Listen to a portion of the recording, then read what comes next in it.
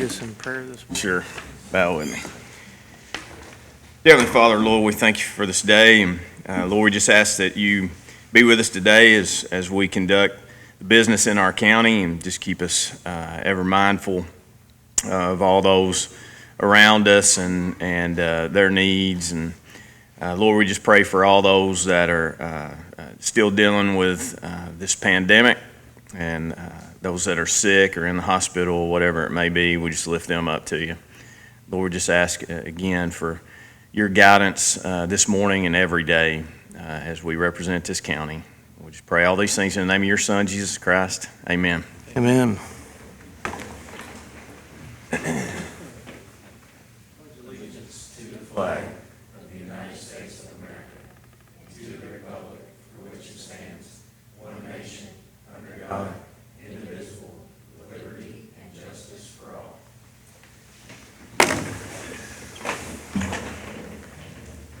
All right, we'll go ahead and call Morris County Fiscal Court to order August 18th, 2020. Under guests, first is Chris Freeman, 911 Director. Good morning, sir. How y'all doing this morning? Morning.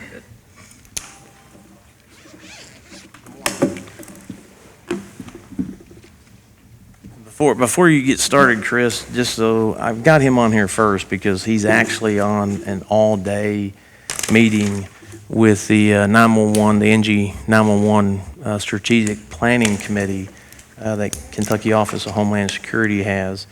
And I think that's important to share with the court because we've got somebody from Marshall County. Marshall County now has a seat at the table in making decisions and helping putting things together for Kentucky for the NG 911, what's happening at the national level and what's soon going to be happening here in Kentucky. Kentucky's behind.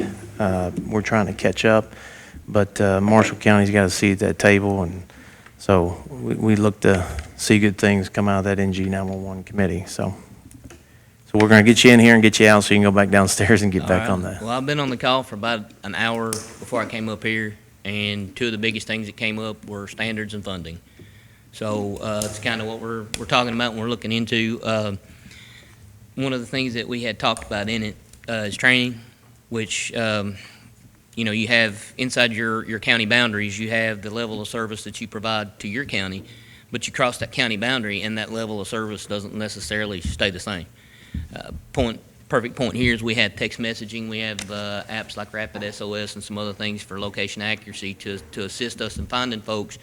You go across the county line, there's no standard that you have that same technology or same stuff. And technology is great, but standards and the ability to use all that data coming in comes into that. So the more data you take in, how do you sort that in a timely manner to get a fire truck, police car where it needs to go? So those are the things that we're talking about, that we can take data, video, text messaging all day long, but if I can't serve the citizen and get them the help they need quickly, then what's the point of taking all that stuff? And currently in Kentucky 911, there's a push to take all this stuff, but it's hard to sort it, hard to get it out, hard to find locations, and hard to get the help where we need to get it. So GIS was another big thing that we talked about. That's how they're going to route 911 calls very soon. Within probably the next year or so, they're going to change the way they do that when they get the statewide GIS project done. That's why all these deadlines are being placed on us for GIS. So it's a good conversation to be in. We have a plan, a statewide strategic plan that's probably 10, 15 years old, and it doesn't even fit the technology that's out there now. So what Homeland Security's been tasked with, they make that plan, and they're updating the plan to wrap it around the GIS, statewide GIS project. And then after that will come a statewide network in which we will all hook into and be able to talk and route calls to take dispatch services over for at the drop of a hat for each other. We have no ability to do that now, so that's kind of where all this stuff's headed. And it's good to have that seat at the table and be able to do that. Brad, would you care to put those pictures up? I kind of want to update the court on what's going on at the new building. We've got the floor installed. They did an amazing job. We're installing it this week. They did an amazing job getting started yesterday. And for the commissioners and the court and the public, I kind of wanted to show them what the raised floor is for, and you can kind of get a good picture of that.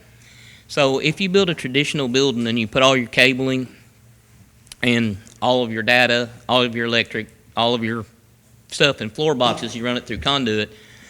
As you grow, as you move, as the facility changes and grows with technology, then your original design is all you can do without spending a bunch of money to renovate the slab, pull the wires up, redo things. So as you can see, that aluminum floor that's laid down on top of that has channels to run wires in.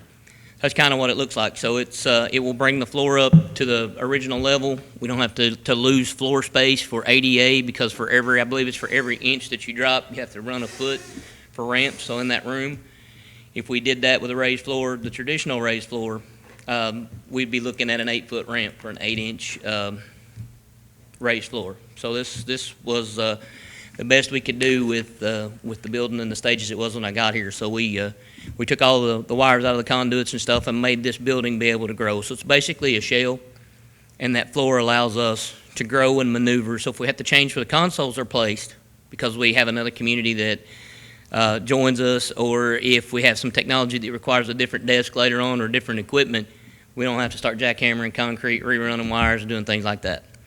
So that's what that floor is for. The next step, that's the data and electric boxes inside the floor. They're recessed. On the left is your data, on the right is your plugs. Each console will have one of those on the floor. And the next picture is it actually closed, and it will be over the floor, recessed, under the desk, so you won't even see it or know it's really there. And the next step this afternoon, probably into tomorrow and late Thursday night, is probably going to be the tile and the carpet covering that actually goes down on top of it. So the electricians are in there now running the power to those boxes. But the good thing about those boxes is we won't have to hire an electrician either if we have to move those boxes. They basically plug in with like an Ethernet cord.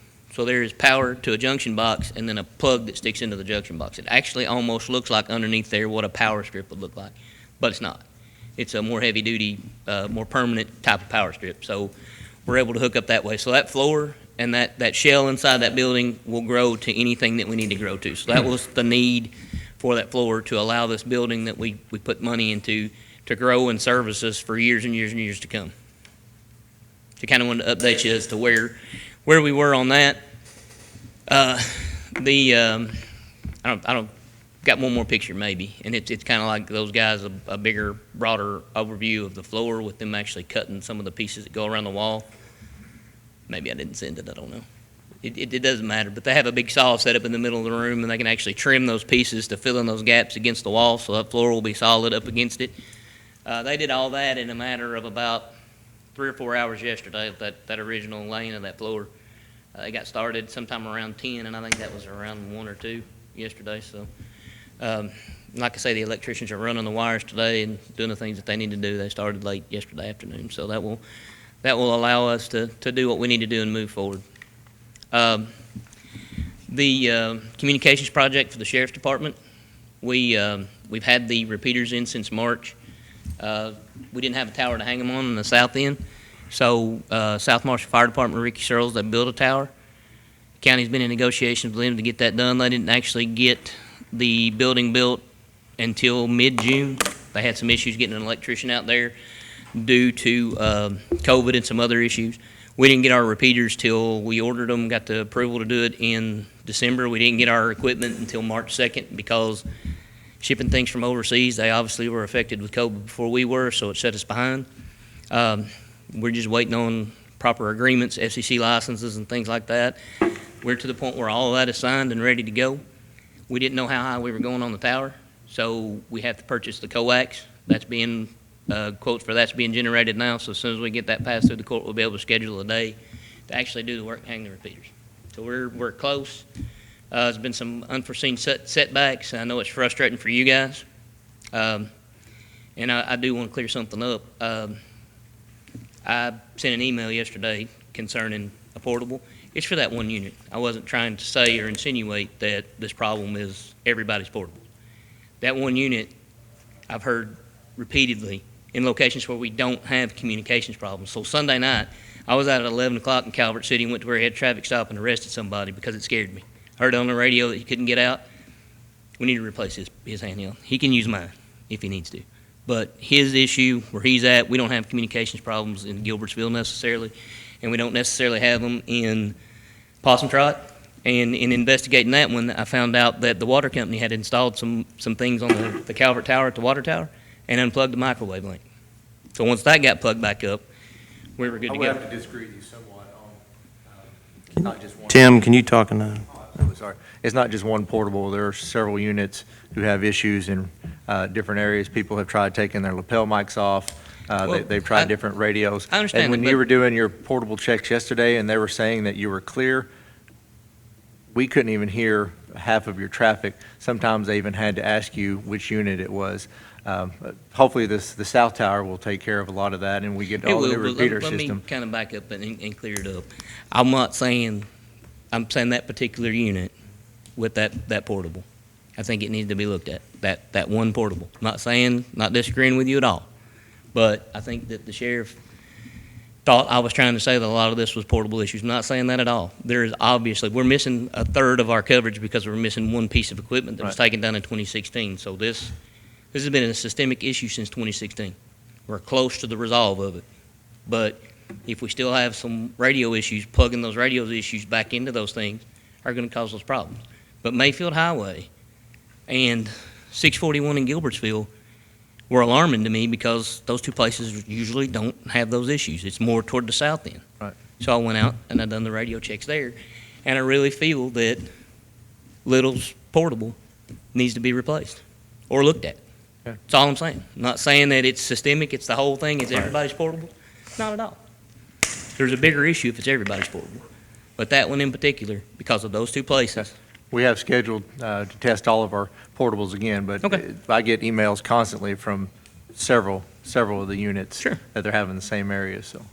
But most of them, by what you've sent me, have been 68 South, Aurora, Hardin, those particular areas. So when I got Gilbertsville, Possum Trot, and those things, I decided to go out and check it out because it alarmed me. It was spreading, something was going on. And the Possum Trot one wound up being that microwave link in Calvert City being unplugged. Okay. So that's what happened that night. I'm not sure what the water company was doing in there. Don't control that facility. Right. Can't keep people in and out of it. But that's what happened there. I talked to David Elliott on Friday when I was doing the checks over there in Possum Trot, and that helps with that. But one of the things though that we need to do is program those emergency buttons, because if I can get a signal in there, that button can get in there. So if someone's in trouble, they can get help. And that's some officer safety fundamental stuff that we can do together to get that done. If you need help getting it done, don't care a bit. Try to get that done. We're kind of the same way with the repeaters. If you need help getting it done, we don't mind a bit, because we do have the south end of the county is almost a dead zone, Yeah. so. I've been trying, brother, and I know you disagree with me, but that's okay. I mean, I'm working. Y'all ask me for help. I'm trying my best to help you. We're at the end of the project. It's coming. Okay, thank you. the one concern that I have is the emergency button. Are the emergency buttons on your officers' radios, are they activated? When we yeah, they're supposed to be all activated. When we've got our new radios, it's all supposed to be activated. We've having to order some new radios. He's going to program them and then recheck all. We're just going to have all of our portables, our cars, everything rechecked again. Have him check the software on all that. So. But I guess what I'm asking is, as of today, we got officers that don't have their emergency activation buttons? No, they're supposed to be. I mean, whenever they're all ordered, whenever they're all set up, they were all supposed to be set up that way, yes. Okay, when was that? Over the course of the last year, we've replaced most of patrol's radios.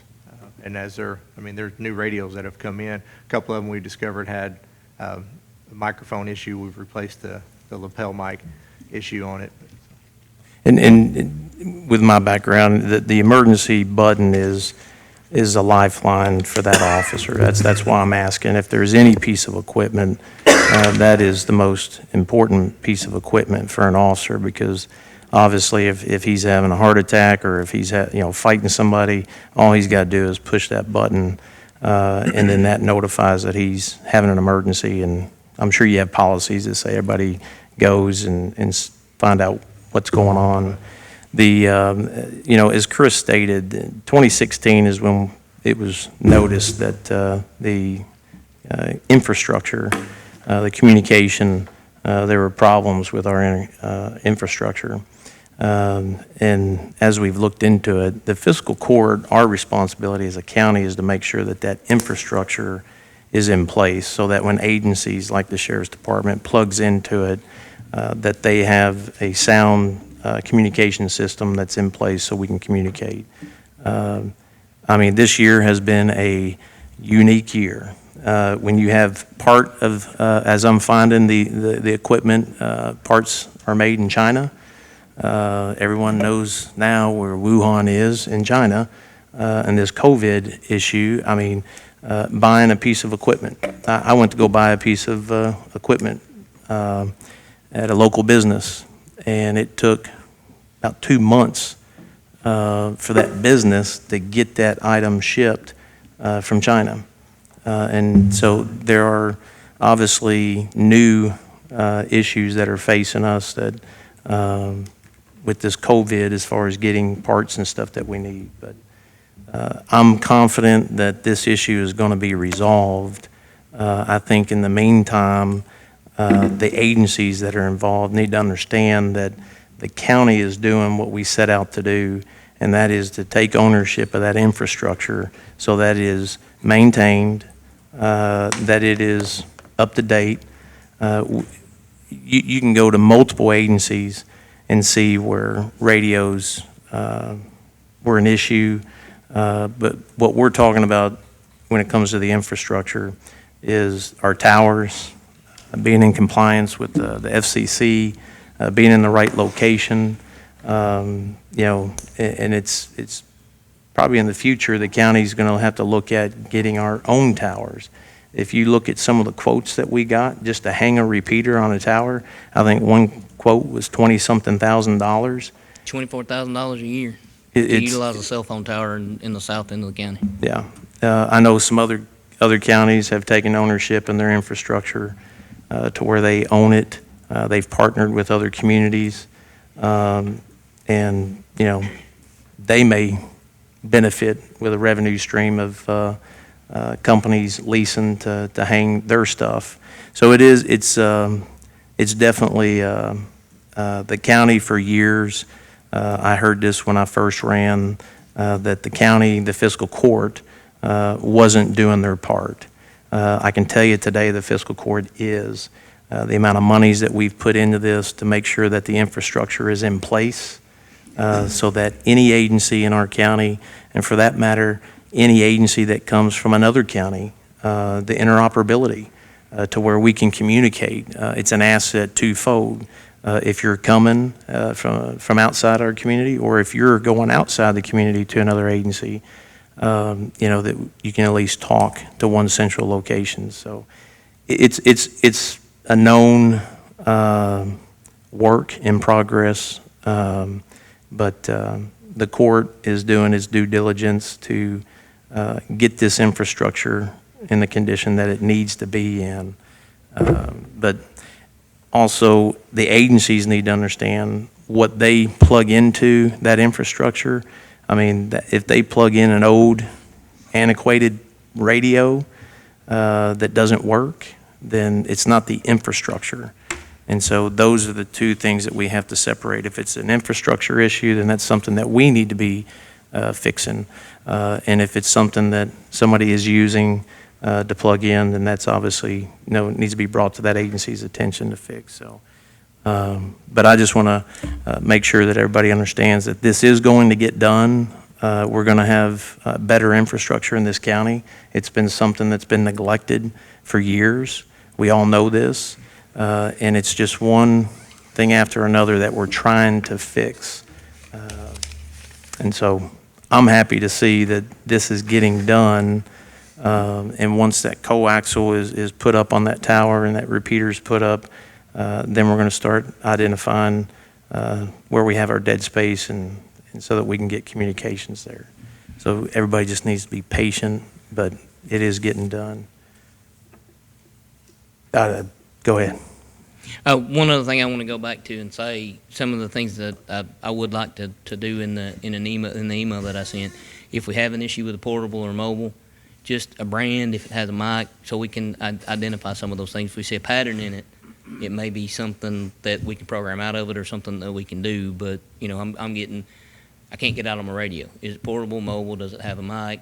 What brand is it versus what brand you have now? Could be a lot of things. And I'm in no way insinuating that you don't have communication problems, but we need to look at the big picture as well.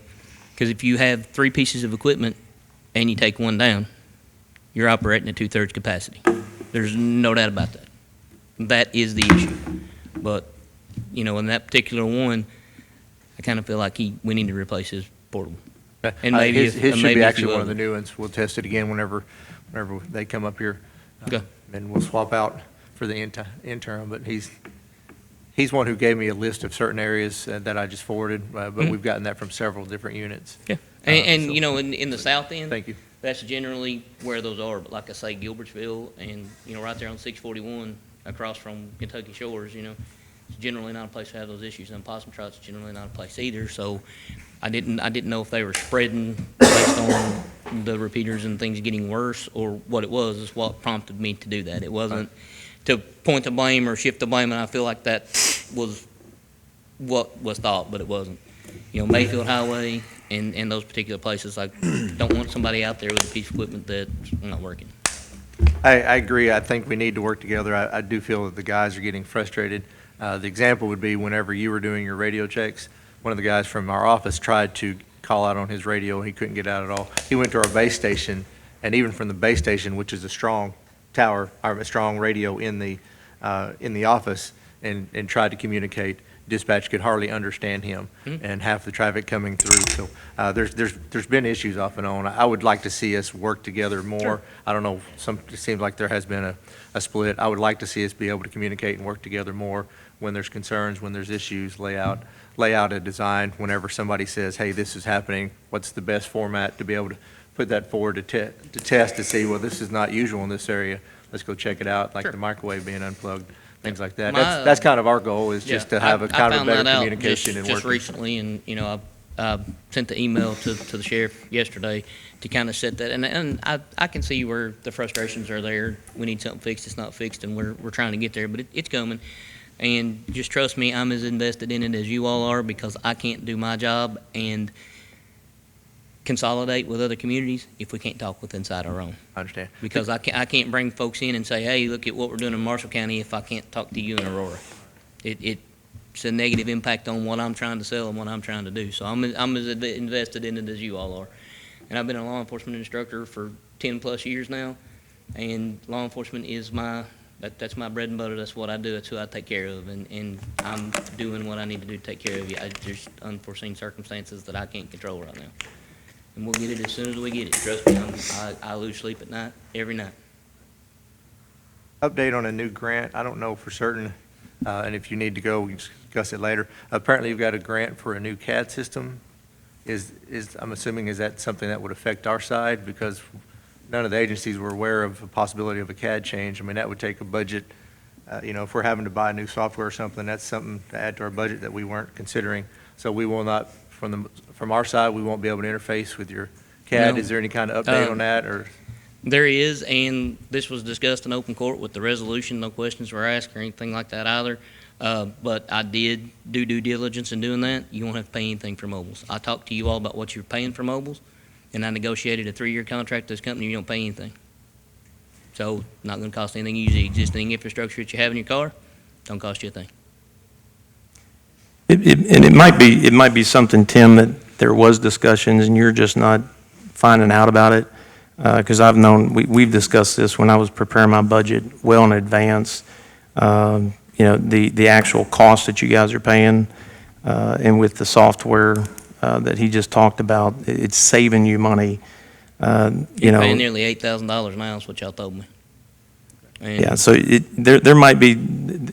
I know that he's doing a lot of discussions, and you may not be getting that information, but it has been discussed. So the department heads weren't aware of it from the law enforcement agencies.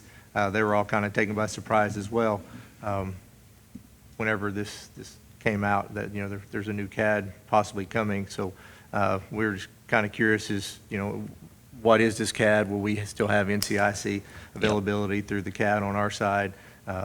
What software is it?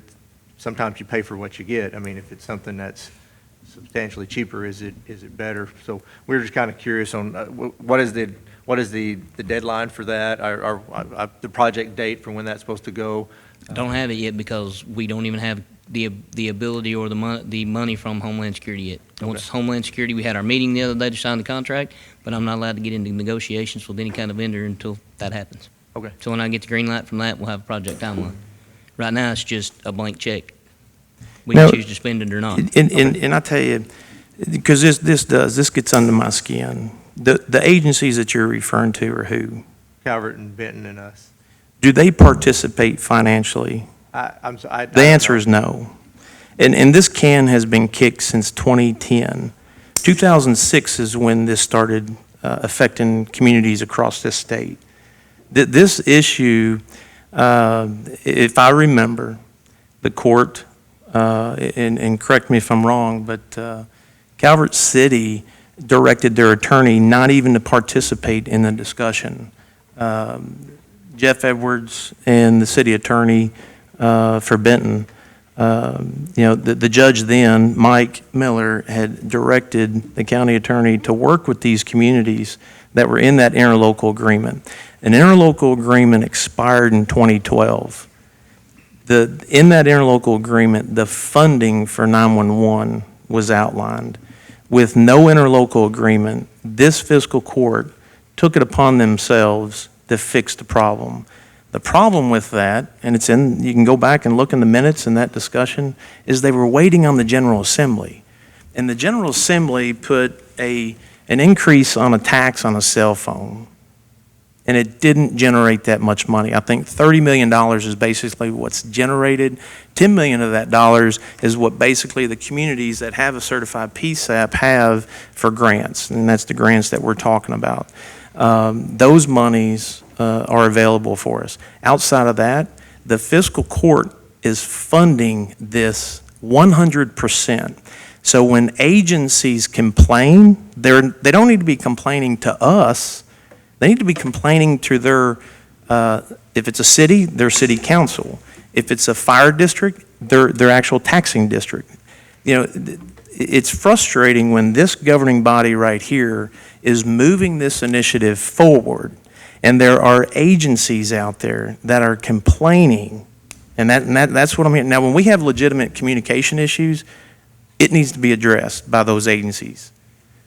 We just heard that a water company turned off a piece of equipment that didn't have any communication, and ultimately it was 911's fault. This has got to stop. The funding issue, we have put our dollars on the table to fix this issue. I'm tired of standing back looking at, well, we are going to do this, we're not going to do this. 3 years ago, I was in a meeting, and a solution was put on the table. It's never been executed. We're getting this done.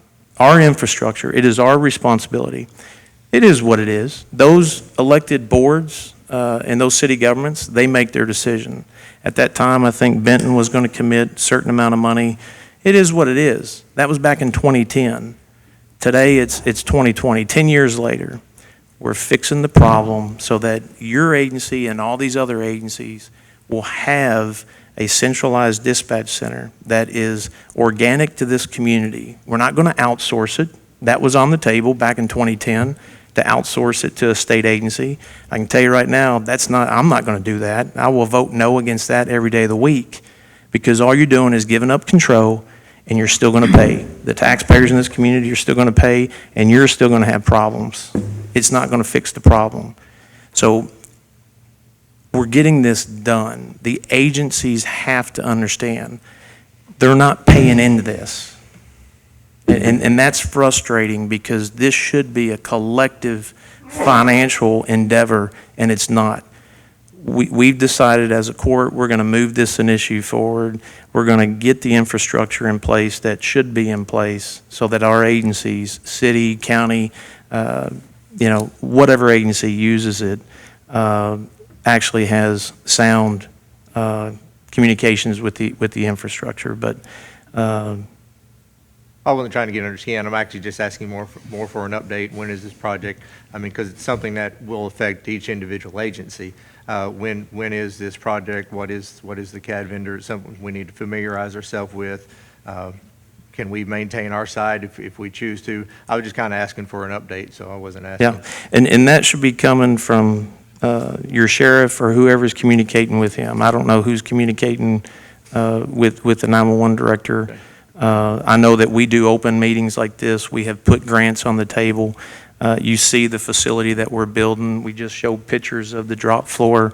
It takes time to build a multi-million-dollar facility, but the existing facility that is in place, that infrastructure and what those employees are working with, it's old and antiquated. And we're trying to keep that one operational while we're building a new one to be operational.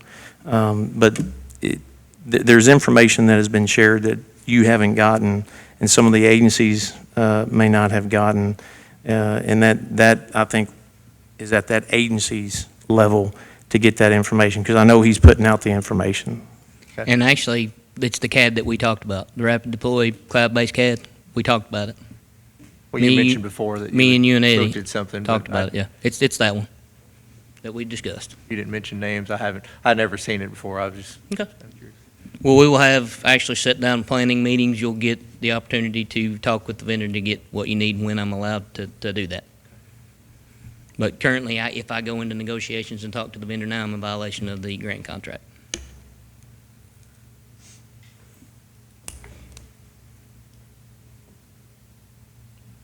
That's all I got, unless you got any questions. No, I think the drop floor, I've talked to some other judges. I was very fortunate to see a demo of it when I was in D.C. and talking with some other judges. I think when they come and see it, they will actually see what they're capable of buying into for their community. And, the vision, just like the committee that they're meeting today, the Next Gen 911 is going to change when it does catch up with Kentucky, or when Kentucky catches up with it, because nationally it's already happening. We are actually out in front with this vision. We're not going to sit back and wait. There are communities that this isn't even on their radar. And when that day comes, when that transition comes, those communities are either going to have to do, several things. They're either going to have to catch up. It's going to be a financial burden to them. Two, they're going to have to outsource it. And the options out there to outsource, depending on where you're at, are very limited. I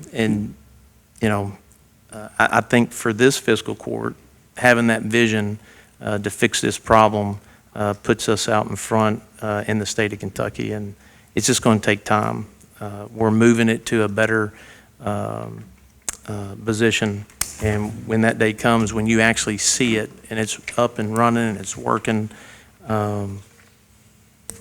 maybe then the agencies and everybody that's involved, and even the counties around us, and it's not. This is the great thing about it, is it's not the counties just around us. I mean, we've been talking to counties 100, 200 miles away. The philosophy or the vision that I see is that if we can put a man on the moon and talk to him, then we should be able to talk to any agency.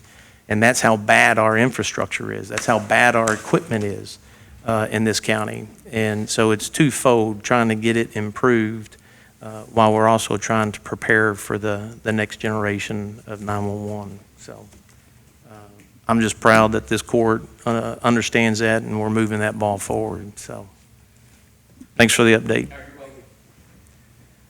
Moving on to item B, I don't see Bonnie here, but I did talk to some of you in regards to the naming of the Aurora Community Park, and Ricky Searles had sent a letter.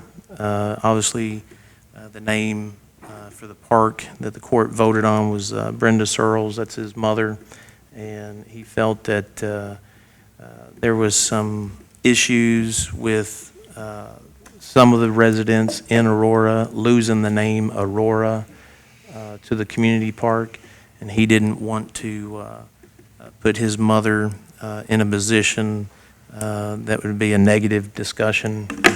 Be very nice about it. But I want to open up the floor if anybody wants to discuss this. The court did vote to name it the Brenda Searles Park in Aurora. Have y'all seen the letter? Yes, I've spoke with some of them out there. Of course, this is in my district, and it's become a controversy, which I think is unfortunate because Jerry and Brenda were such pillars of that community. But I have to take my personal opinion out of it. I do represent the people in District 1. That includes Aurora, and they would like to see it changed back to the Aurora Community Park. So I'll make a motion that we reverse course and return it to the Aurora Community Park. But I do think it's very unfortunate that something like this has become a controversy. The action of the court was to change it to Brenda Searles, change the name, the Jerry and Brenda Searles. So with the motion would be, because actually we haven't executed that, it's just been an action from the court. So would the motion be just Well, the vote was to change it, right? yeah. Yeah, we voted to change it. Yeah, so your motion to either change it back or to rescind that action. Rescind that action? Either one would suffice. So the motion is to rescind the Send fiscal it. court's action of Jerry and Brenda We Searles. got bigger issues in District 1 than to be squabbling over a park name, to be honest. I agree. Based on the letter from Ricky Searles, I'll second the motion. All those in favor say aye. Aye. Aye. Any opposed? Motion carries. Under correspondence, item A, personnel changes.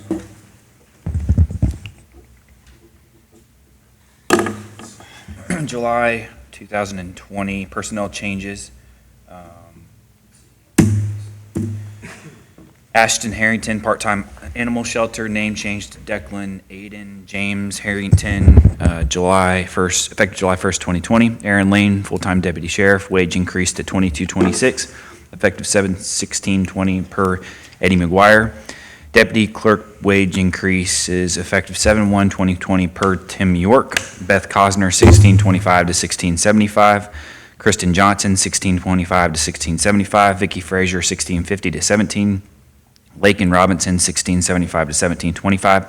Rena Jones, $17.32 to $17.82. Lauren Albritton, $17.68 to $18.18. Babby Teckenbrock, $18.30 to $18.80. Leanne Phelps, $19.13 to $19.63. Joey Jackson, $19.37 to $20. Claudia Phelps, $20 to $20.50. Holly Moore, $20.76 to $21.40. Delia Riley, $20.82 to $21.32. Christy Edwards, $21.34 to $22. Melanie Connor, $22.38 to $23. And Chrissy Greer, $22.38 to $23. Dara Smith, full-time election clerk, added to clerk, reimbursed payroll 7/16/2020, wage increase $18.86 to $19.36, effective 7/16/2020 per Tim York. Corey O'Brien, full-time hire of dispatcher, effective 7/27/2020 at $13.70 per hour. J. Wade Boggs, full-time new hire OEM director, effective 7/31/2020 at $45,000 per year. Connie Powell, full-time jail, retired 7/31/2020. Margie Copeland, full-time jail, retired 7/31/2020. Roger Youngblood, full-time deputy jailer, termed 7/31/2020, voluntary resignation. The Corey O'Brien new hire on the dispatcher, was that filling a vacancy? Yes. Okay. One reason I asked was because of the hiring purposes.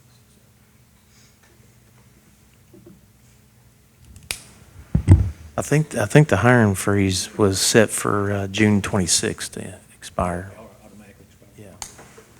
Yeah. Okay. Any questions on that? Item B under correspondence. Y'all should have a copy of this. This is, well, I got a lot to say about this, but the West Kentucky Coalition, there are 4 ad districts, and I'm just going to read this, that are, the ad districts are there just for technical support. because of their affiliation with contracts with the state. They're not spearheading this, and I want to make sure that that's clear in my statement.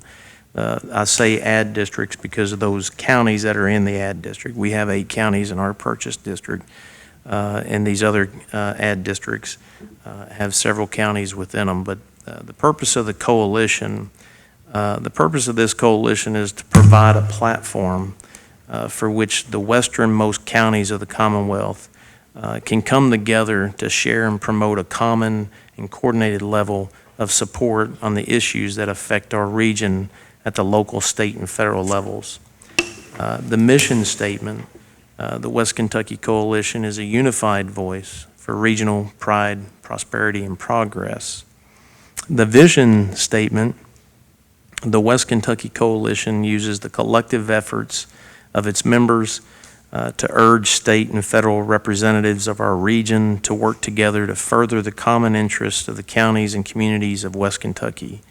The coalition is a strong and resolute force for advocacy that assures the General Assembly and Congress understand and support Western Kentucky's needs and desires, and that is afforded the same economic and policy-making opportunities as the other regions of the state. The annual dues. The annual dues structure for membership are as follows. $1,000 annually for counties 30,000 in population and up, or cities 10,000 and up. $500 for counties 10,000 in population to 29,999 in population, in cities 3,000 to 9,999. And $250 annually for counties under 10,000 in population and cities under 3,000. And if you look at this, they basically just mirrored the statutes that use populations of communities as far as dues or representation. Contact the coalition. You've got Henderson County Judge Brad Snyder, Crittenden County Judge Perry Newcomb, myself, and Hopkins County Judge Jack Whitfield. So the goal here is really for the western counties in the state. So we talk about Western Kentucky. When I first came in the office, I heard about Western Kentucky it stops at Elizabethtown. And, I thought that was a joke, but in some cases it's a reality. There's a lot of information that is shared and has been shared already. When you start looking at funding that comes out of Frankfort and you start to see where it actually ends throughout the state, there is room to have a discussion as far as why does it seem like maybe Northern Kentucky or Central Kentucky gets a lot of interest or attention. And this coalition is basically just to get communities to come together and stand up for ourselves and work together to get issues that may be pertinent to us, on the table for discussion. I've kind of stood back and just watched how things may have happened.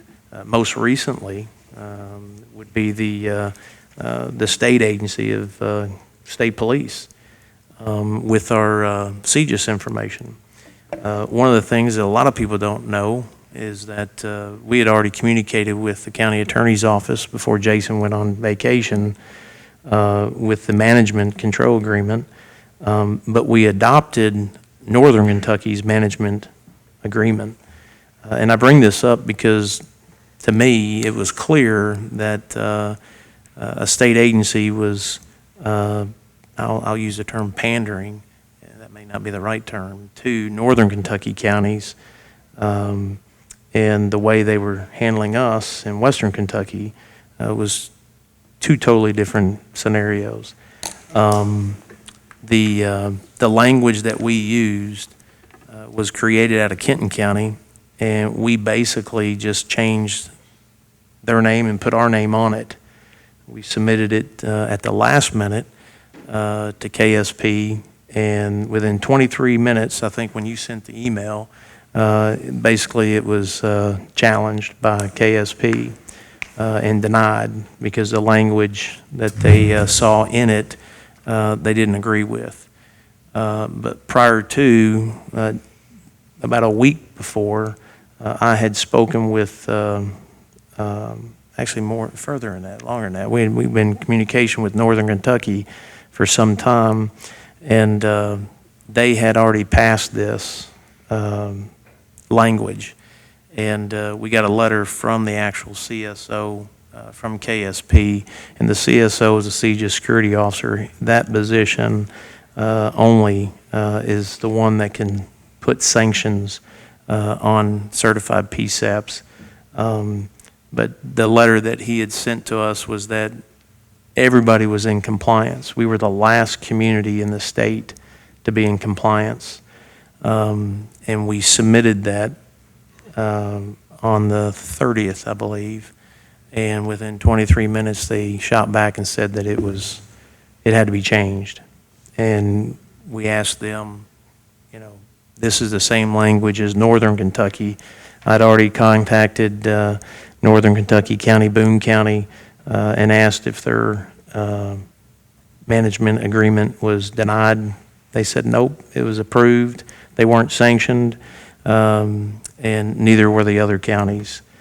I had talked with some other counties, Far East, Pulaski County was a county that I had spoken with who they were sanctioned.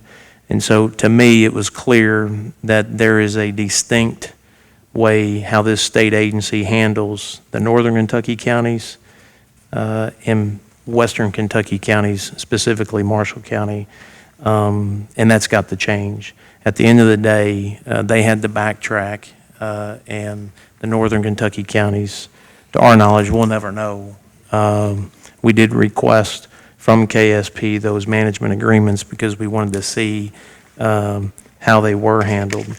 And this just is an example, in my opinion, how Northern Kentucky counties are big. I mean, let's face it, you've got, Kenton County's got 22 police agencies.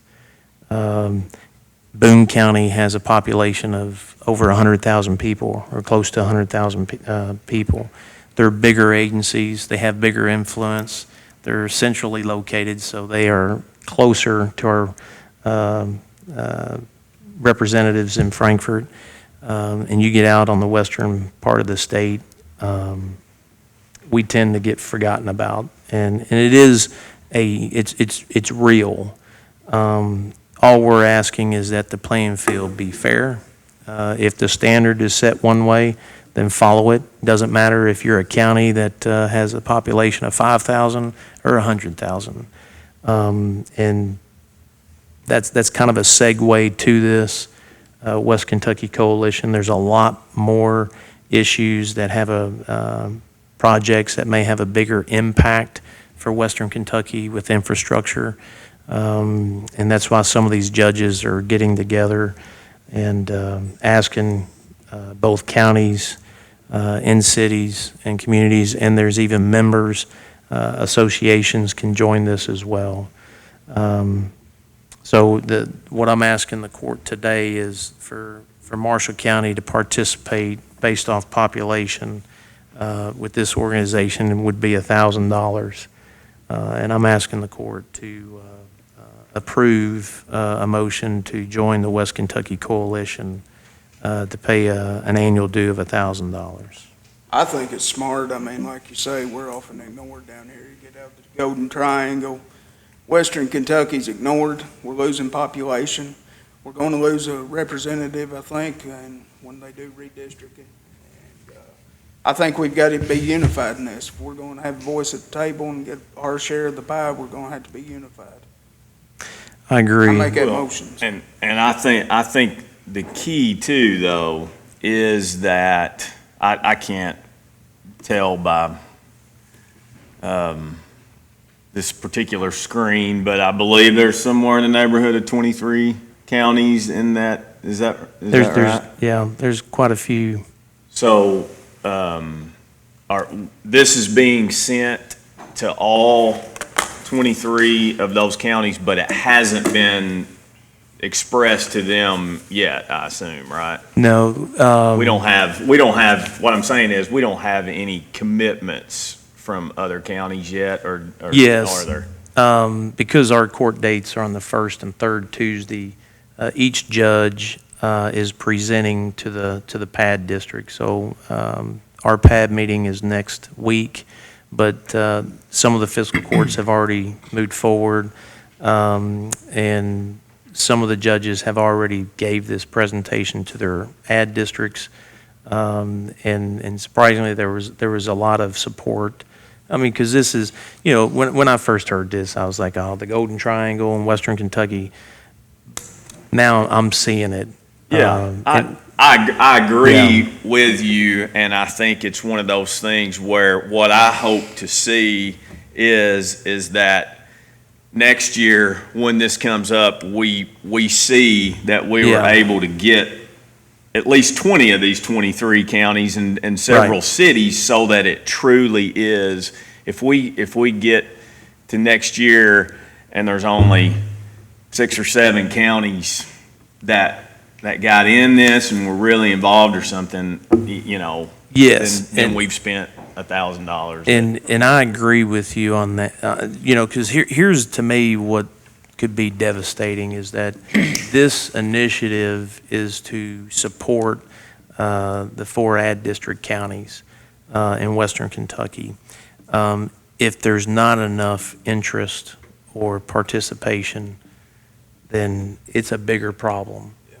Because then, out of the 20-something, if we only have a few, man, we've got some, well, we get what we got. I mean, and It's gonna get where it's gonna, we're already almost solely governed by the urban areas, but it's gonna get that way.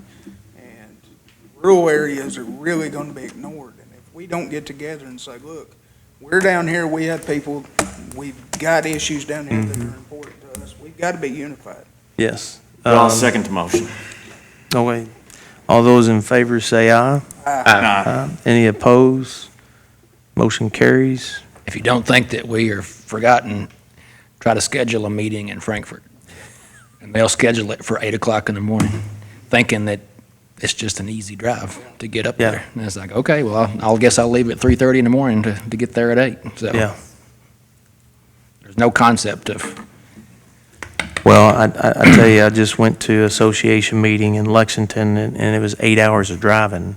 And I can tell you, most didn't think about that. And it was on my mind, and I was like, I drove 8 hours total for this. Yeah. It's like, so, I've driven 8 hours for an hour meeting lots of times. yeah.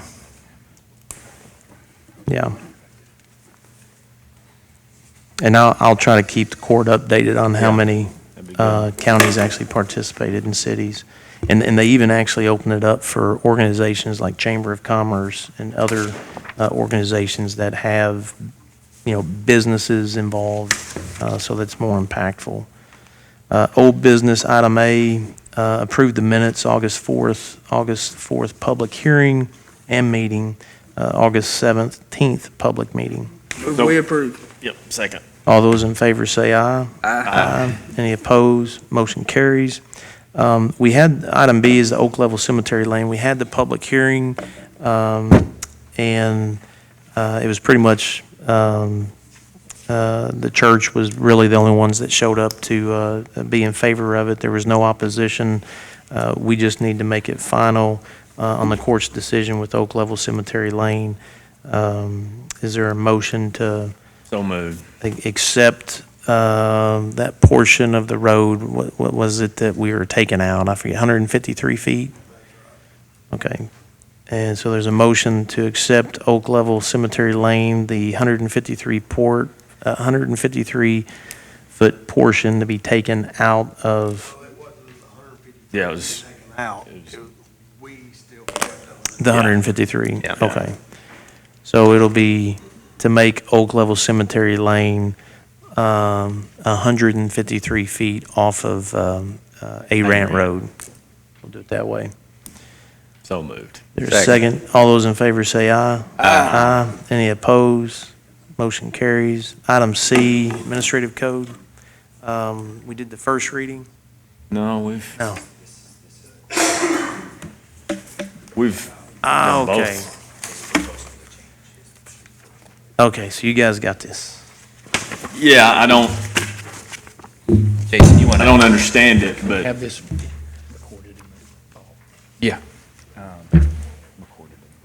So, we had talked about Tim had approached me after you all approved the amendments to the admin code about his office maintaining the language that was approved the previous court.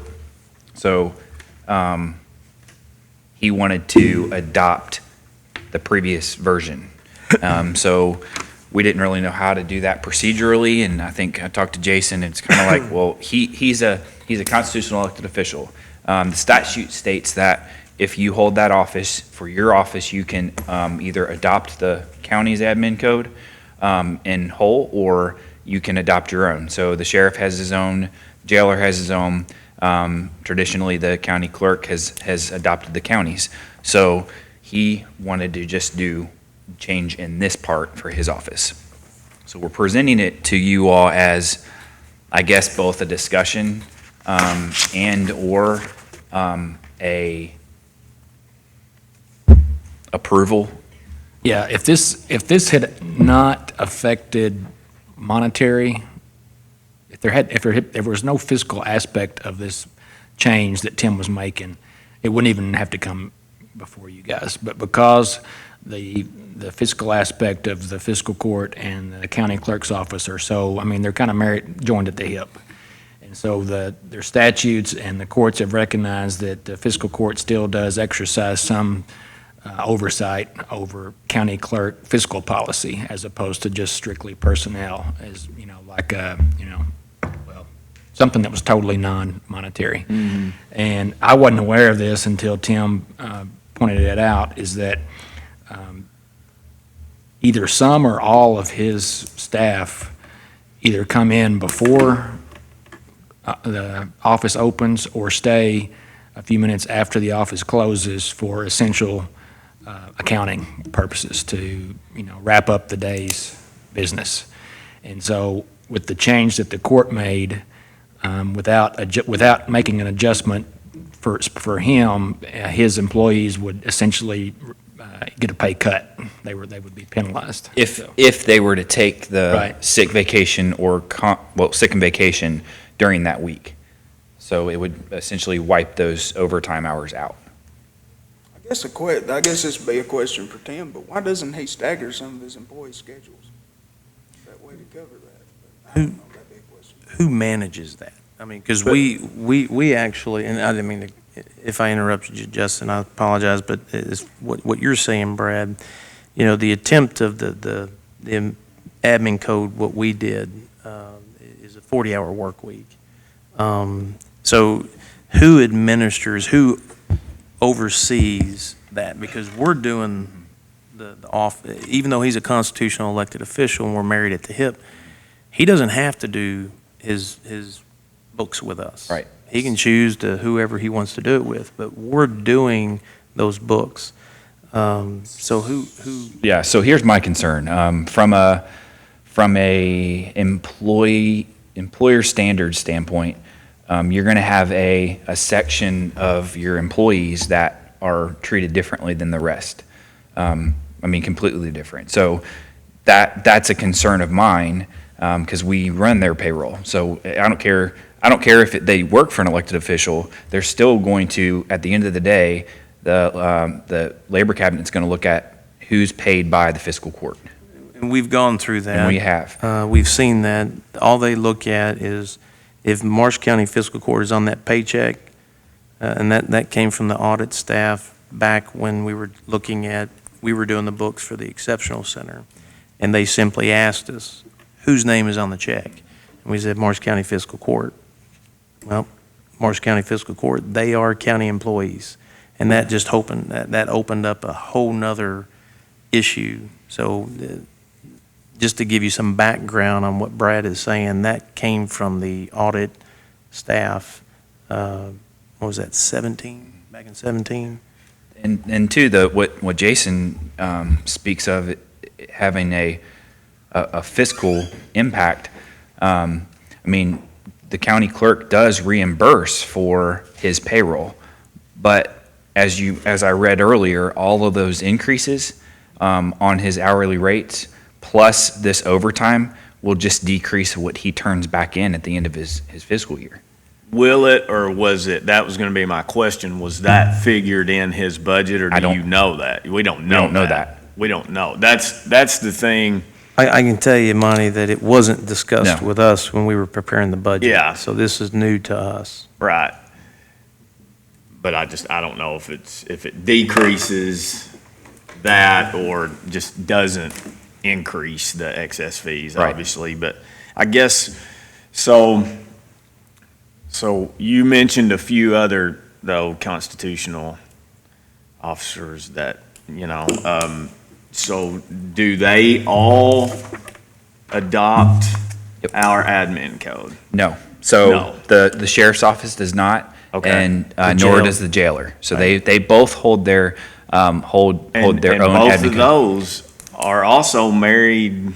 Sure. to Here's the us. difference. The sheriff's office, after the amendment was put in place, they wanted to reflect that in their payroll. So the difference is both the jailer and the sheriff are staying consistent with our policy, our procedures as far as that goes. And so, and from the treasurer's standpoint, even from my standpoint, that makes it a lot easier administering Yeah. that, because you're not saying, well, no, wait, those people that's counted towards overtime and that's not. And I get that. I guess I'm not trying to defend the county court clerk's position here, because I really don't know that. But those other two just chose to accept or they didn't accept ours, No. but they're doing it, and it's okay. Yeah, they're reflecting And our language. yeah, they're reflecting our language, and so the one that we have the issue with is the one that doesn't reflect our language. Well, and two, That- I don't- you're kind of looking at the sheriff's office and the jail. You can't really compare those to the county clerk, because, the jailer and the sheriff's office, they rely heavily on the fiscal court for funding, whereas the county clerk is maybe one of the few agencies anywhere that's actually self-sustaining with the fees that they bring Yeah. in. So, And I don't want us to look at, I'm looking at their office, because they still do the work. Regardless if these constitutional offices can or can't, we do their books, the jail, the sheriff, the clerk's office, the workload is coming through to them. So if we say, think about that individual that's working, just doing the time clock. Well, okay, I got to pull out for these certain employees this policy. Now I got to pull out this policy, and they're all different. And so the workload for our staff is my concern. The information that I'm getting is, well, I'm a constitutional attorney, or I'm a constitutional elected official, I can do these things. Yes, you can. Any one of the constitutional elected officers. However, our staff is doing the work, and it's just, to me, you take an admin code that we just approved, he's not adopting his admin code. He's taking one segment out of the admin code, and he's changing it, and he's saying, I'm going to do this, but all this other stuff will apply. It is going to be confusing and more work for our staff to negotiate and handle all those things. And to me,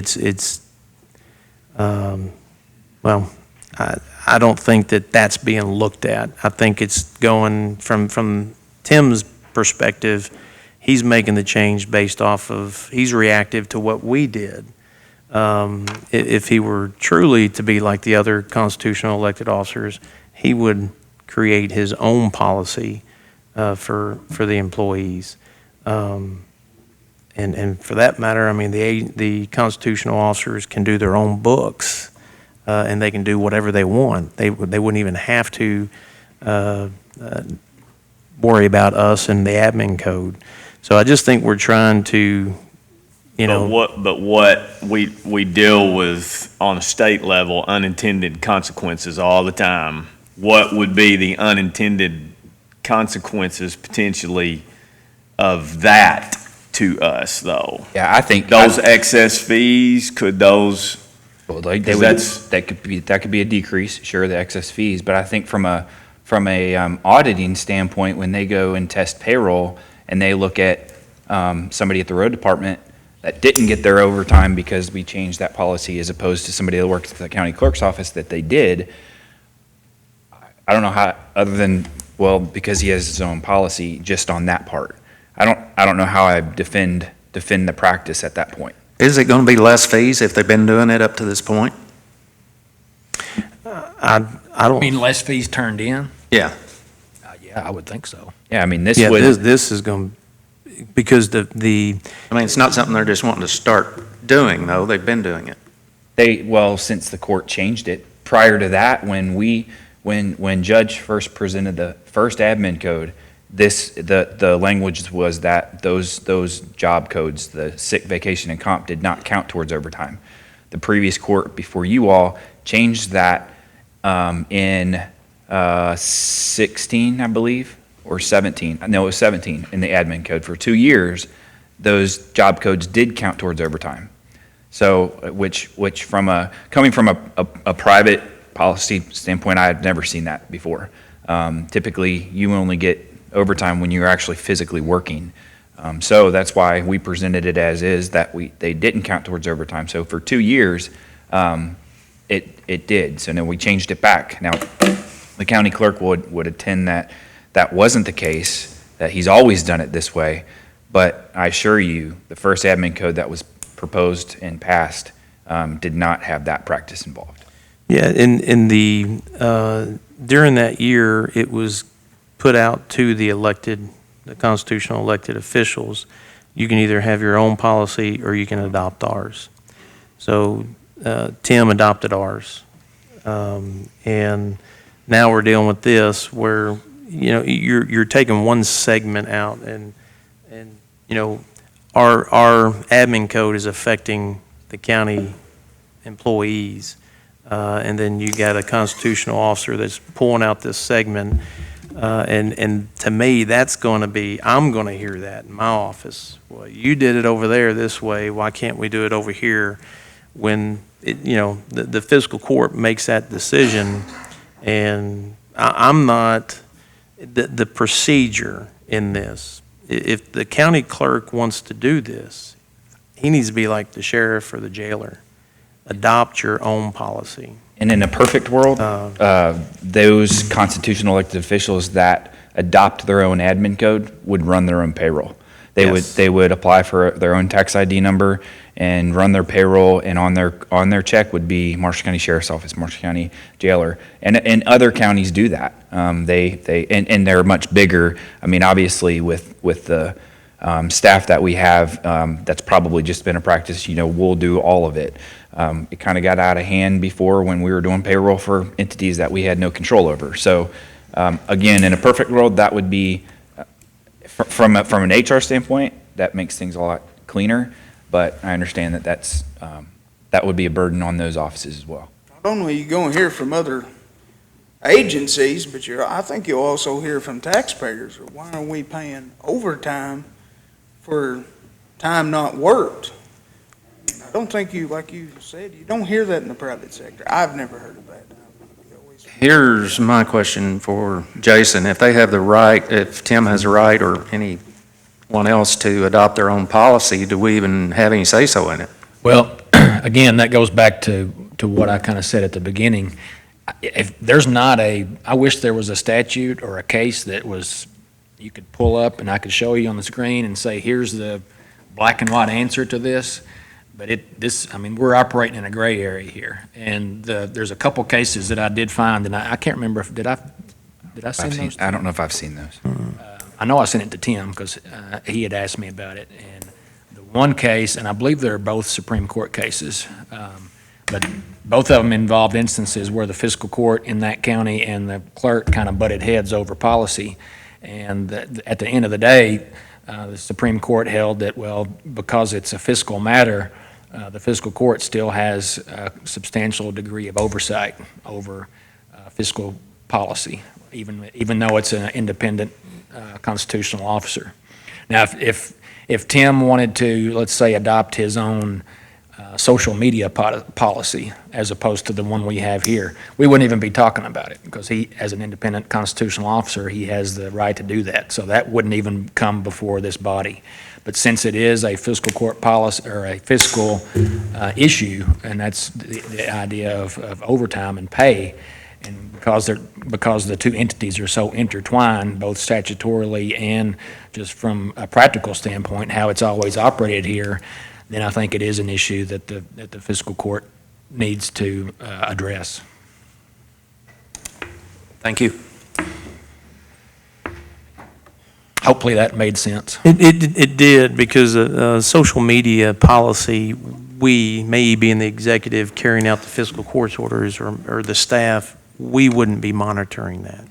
That would be coming directly from that office, so that it does make sense from that perspective.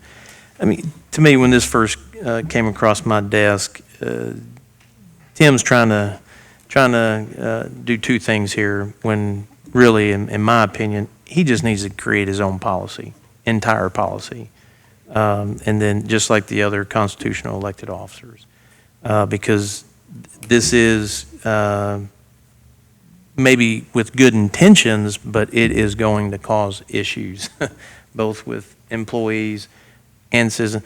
I just stood yesterday talking with some employees about our admin code and the interdepartment differences. So it is real. The staff and myself do hear about it. I'm sure you guys hear about it. And I don't know why, well, I do know why. The fiscal court made a decision to be more in line with the private sector.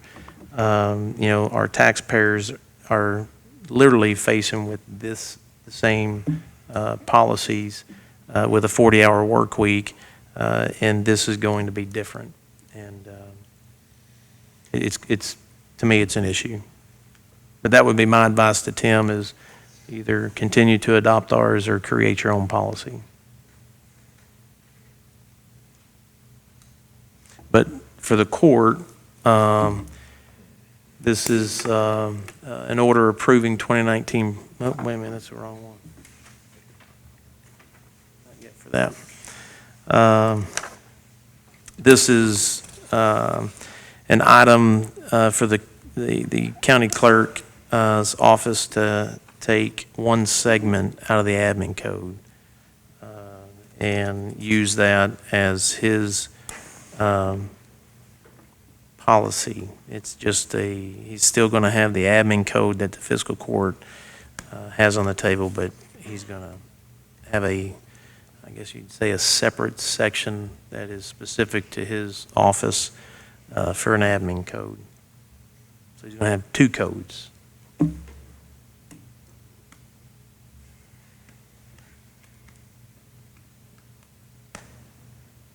And I for the court, I know I'm not in support of it.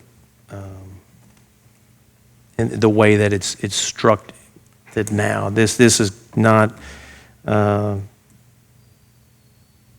This is causing a problem for us, in my opinion, and the way this is structured now to just take this out, I'm not in support of it. That's how I feel about it. I would rather see him take an entire policy and create it. Are we going to have to vote on this? I think you should. I think it should be an up or down vote, either no, either in favor or in opposition of his proposal. if none of us bring the motion, there's not a motion, unless he moves to He can't. I mean, I mean, without this policy being passed, he wouldn't be able to just come in and say, you need to do this. I mean, we would have to What do make you mean? changes in payroll, we'd have to make changes in our timekeeping process. what do you mean? Wait, So, tell me again. what you're if talking nothing happened, if you guys just, nothing just don't happened, do anything. tabled it, he would still be governed by the admin code that you guys already passed, not this. So we don't have.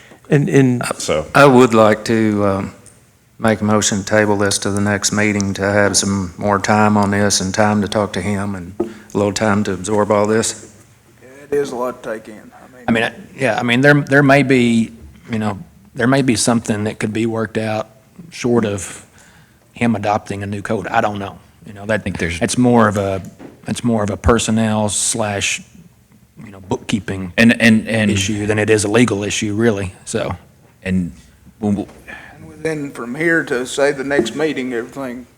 it would stay the same, Stay so, the same. yeah, so when the admin code that we amended back in, well, it was the first meeting in August, no, it was in July. it was in July. It was in July. That language would stay, so, again, if they're working a 40-hour work week and they take that Monday off on vacation or sick, and they have overtime at the end of the week, they're not gonna get that overtime, it would just be paid, they're gonna get paid for it, it's gonna be straight time, though. So, As it should be. sure. Yes. That would be our recommendation, but, Well, and two, you got that issue, but you still have the issue that is not being looked at from the clerk's office, Tim, as far as what our staff has to do to adjust for those employees and how it's managed, because we are doing their books. And that's my position on it. This is causing more work for them. In a 40-hour work week, you got to work the 40 hours before you can get overtime. I had to do that in the private sector. Most of our constituents have to do that in the private sector, and that's why I'm not supporting it. But Along those lines, just something to consider for the agencies like dispatch and ourselves, that would be 24-hour service. Something that we have come across, which we probably didn't think of, is a holiday may be on, because we ran into this last holiday, a holiday may be on Friday, observed on a Friday for county employees, but actually be on a Saturday. For some reason, you work a holiday, you do get extra time for working the holiday. But if your day off is Friday, you might get your 8 hours, but then when you work the actual holiday, you still get a standard 8 hours. You don't actually get extra time for working that. So that is something that has affected the 24-hour service if it was, agency, so. right, so it would be whatever the court approved to observe. So I think what you're referring to is July 4th. July 4th fell on a Saturday, and we observed it on a Friday. Right. So those hours worked on that Friday would have gone towards those extra hours that you talked about, but the ones on Saturday would not have. Because, again, although it's a national observed holiday, every year the court approves what holidays the fiscal court will observe. Right. So that's the hours that would be observed. So you're not getting two holidays. Correct. Correct, but if you actually work a holiday, you actually get extra time. But the way ours falls, your day off may be on the observed holiday, but you actually work the holiday. So you get 8 hours, but that's it. You don't actually get extra time for actually working a holiday. It has affected the 24 hours. Right, and again, that goes That- back that's to just something that, to consider on that goes back to for the, what future. the court approves as the Right. observed holiday. Right. So it doesn't matter what day it is, it's the observed holiday.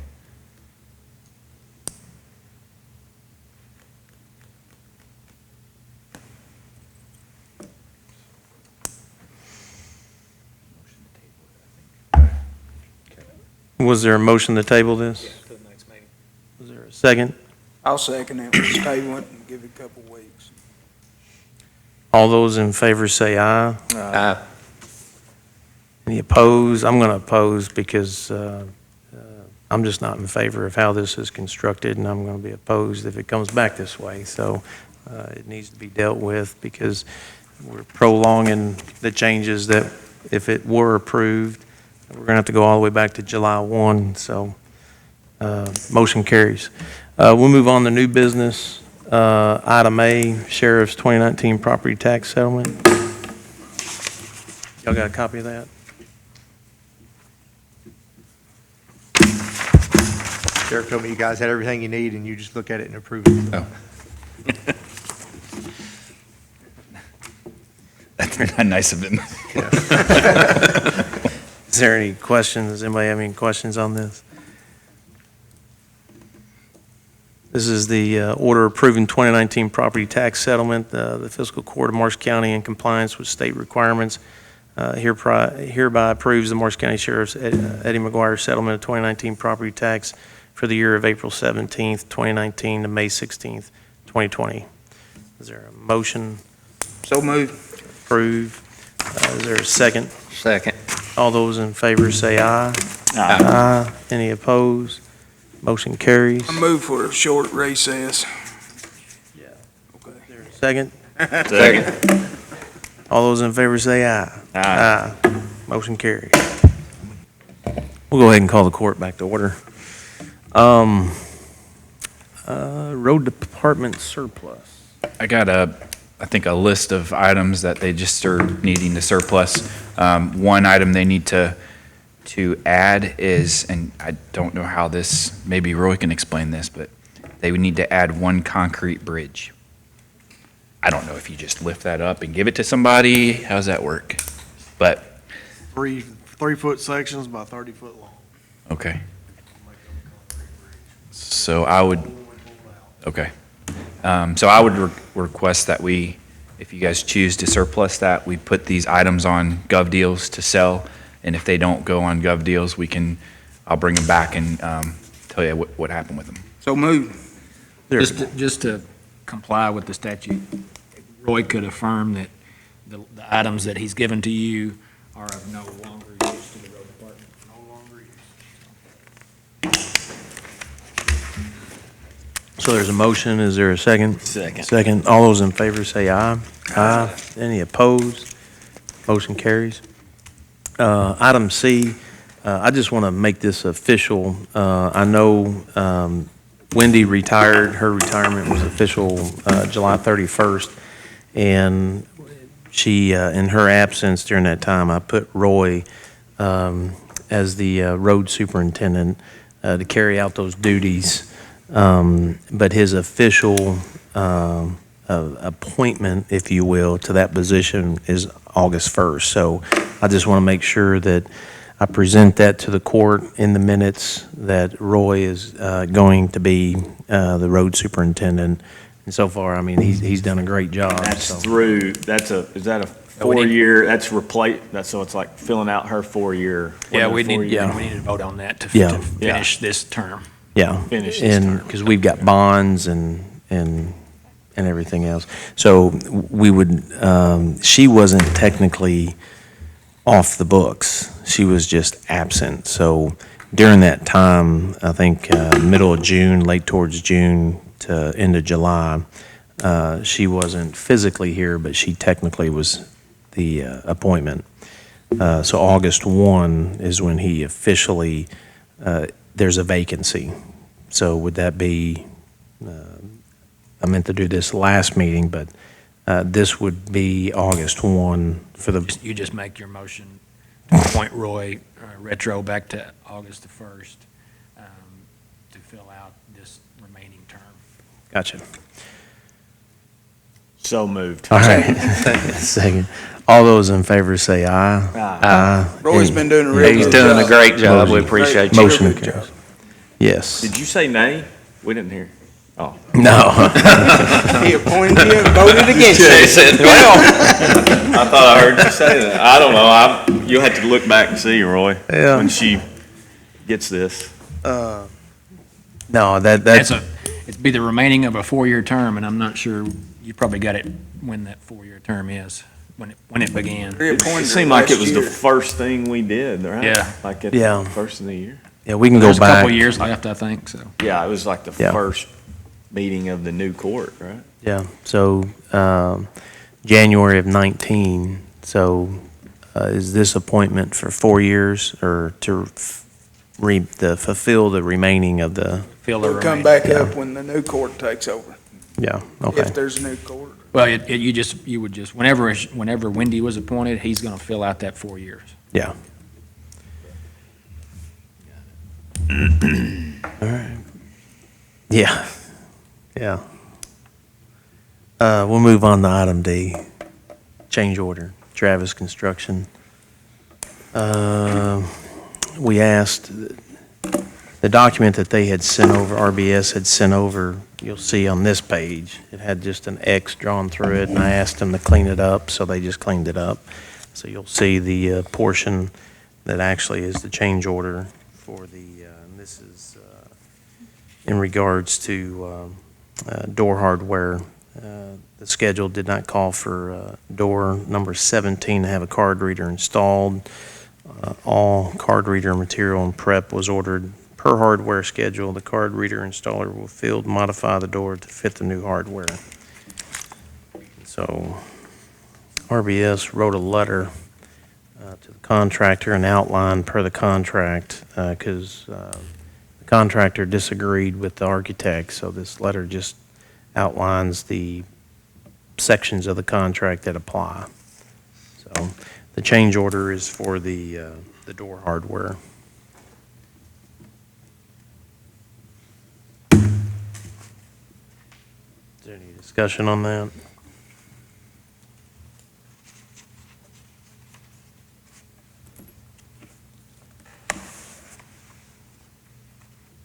Did you say the contractor disagreed with the architect? Disagree, yeah. Is there what they came to an agreement on? I don't see a response from the contractor. I just see the architect sending a letter to the contractor outlining the sections of the contract that the architect believes the contractor had responsibility to identify where there was some changes. So yeah, there is a disagreement between the architect and the contractor. Who's requesting the change order? The contractor, yeah. It was a phase, it was designed for, well, he's got the sections here. It was designed for a phase 3. The architect, the contractor basically felt that it should be the owner's responsibility, but this is what was marked out. This is the Marshall County Multipurpose Building request for change order number 5. Change order number 5, and then that's marked out and it says number 4, so this is a little confusing. Covers the following items. Change the 4 overhead door operators from single phase 120 volt to 208 volt 3-phase power. Add 4 needed disconnects and 2 needed 3-phase breakers. The door motors were ordered according to the proper specifications, which called for 3 horsepower motor, or 3-phase motors. Electrical work was installed according to the BFW Markham drawings, which called for a single-phase circuit to the door operators. We are unable to switch the control boards on the current motors to adapt to single-phase. It is more cost-effective or efficient to add 3-phase power to these motors in lieu of replacing the current motor to a single-phase. So that's what the architect is in disagreement with the contractor. Have you seen, you want to take a look at this before we? I think maybe we ought to have a conversation with the architect. Yeah, so my question. We sent to the architect, because the only thing we got was the contractor's original change order with an X drawn through it.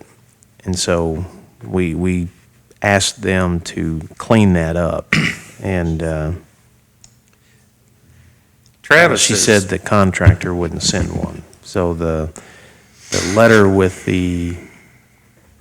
from the architect outlining the sections of the contract is what the architect sent us. Travis has stated on here, and I do totally understand with my somewhat limited electrical knowledge, the difference in the three-phase and single-phase, and Travis is stating on here that the electrical work was installed according to PFW drawings, which called for a single-phase circuit to the operators. So if that's what they did, and Are you reading from the part, though, that's yeah, stricken? I'm reading from that, but that's what they're stating. They're stating that they did what the architect called for, which is single phase. Who did the strike through?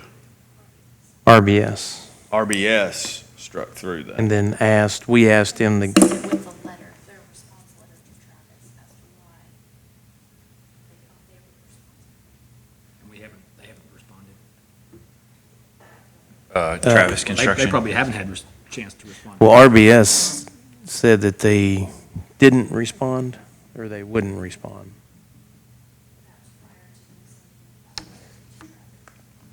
Yeah. I would like to see them address what's in this letter.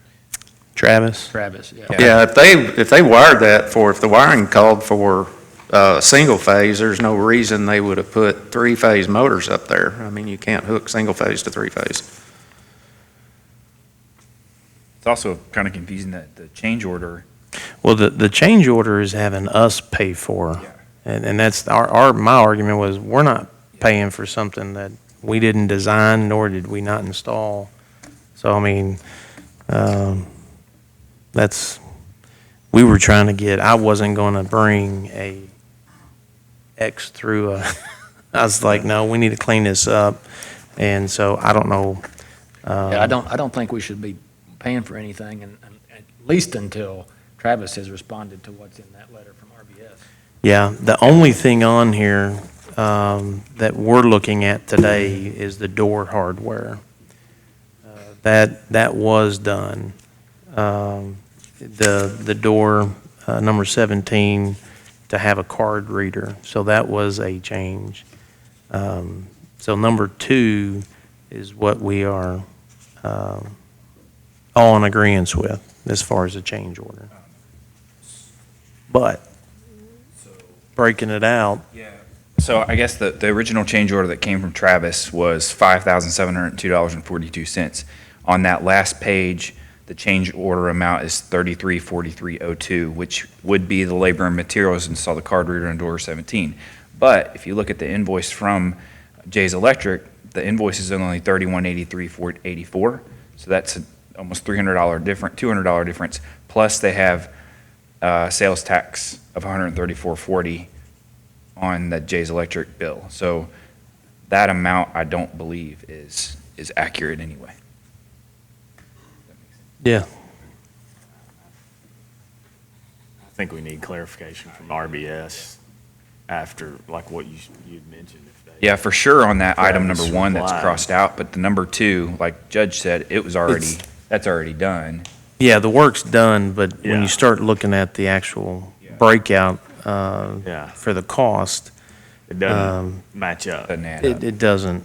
And but they've got $3,183.84 as the work description for the door.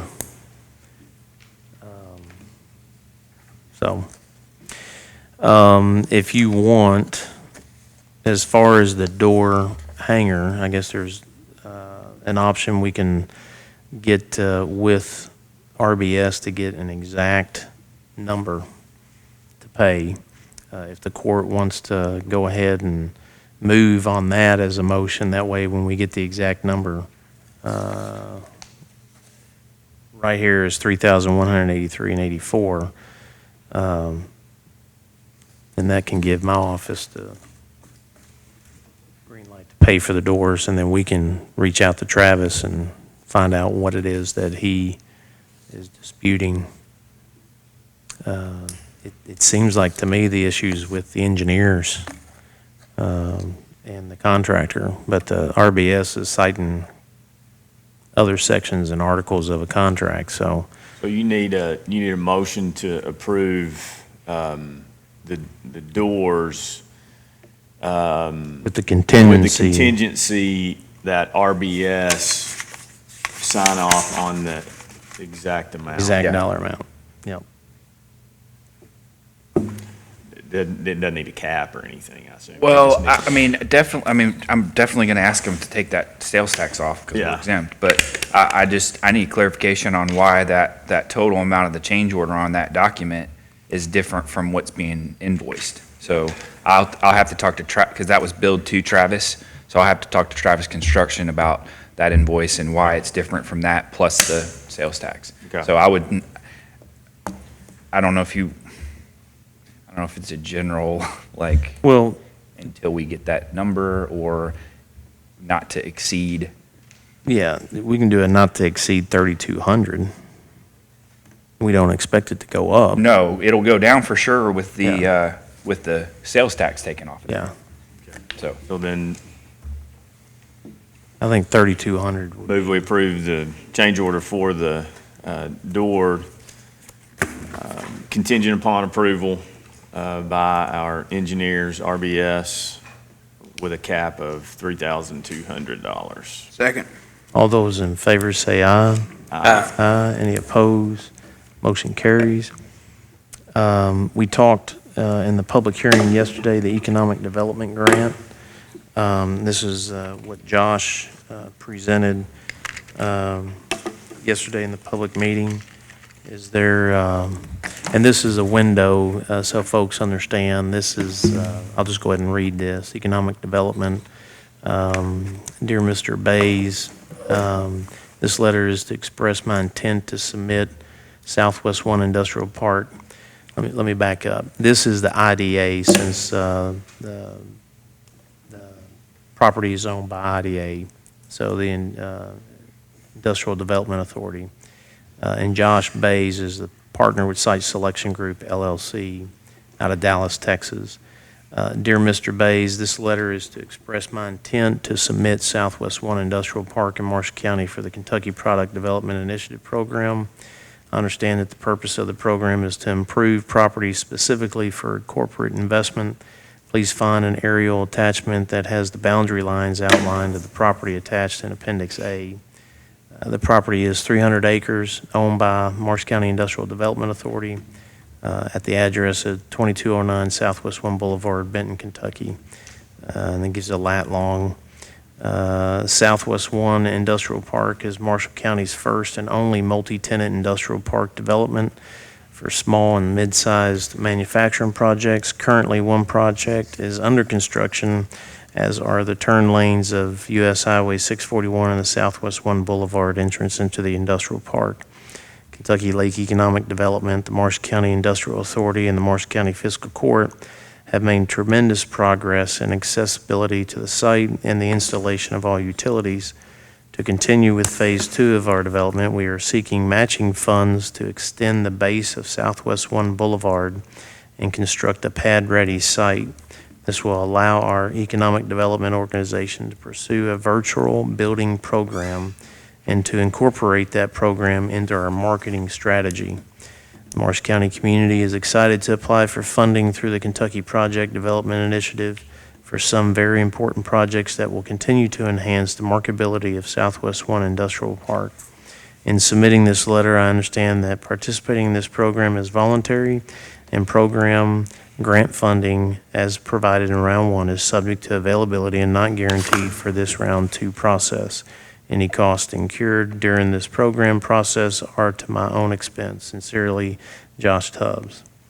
So that the aerial view is the one that we saw in the public meeting last night, but we would just need to entertain a motion for this letter of intent to be submitted. So moved. Is there a second? Second. All those in favor say aye. Aye. Any opposed? Motion carries. And again, this is a great opportunity for the county. We really like the virtual pad. I think that's some forward thinking to where we can actually, at low cost, design for companies that are interested so that they can see what their future in a company in our community would look like. So I like what you're doing, Josh, and The court obviously stands behind that, so this is a good thing for our community. Item F, bonds discussion.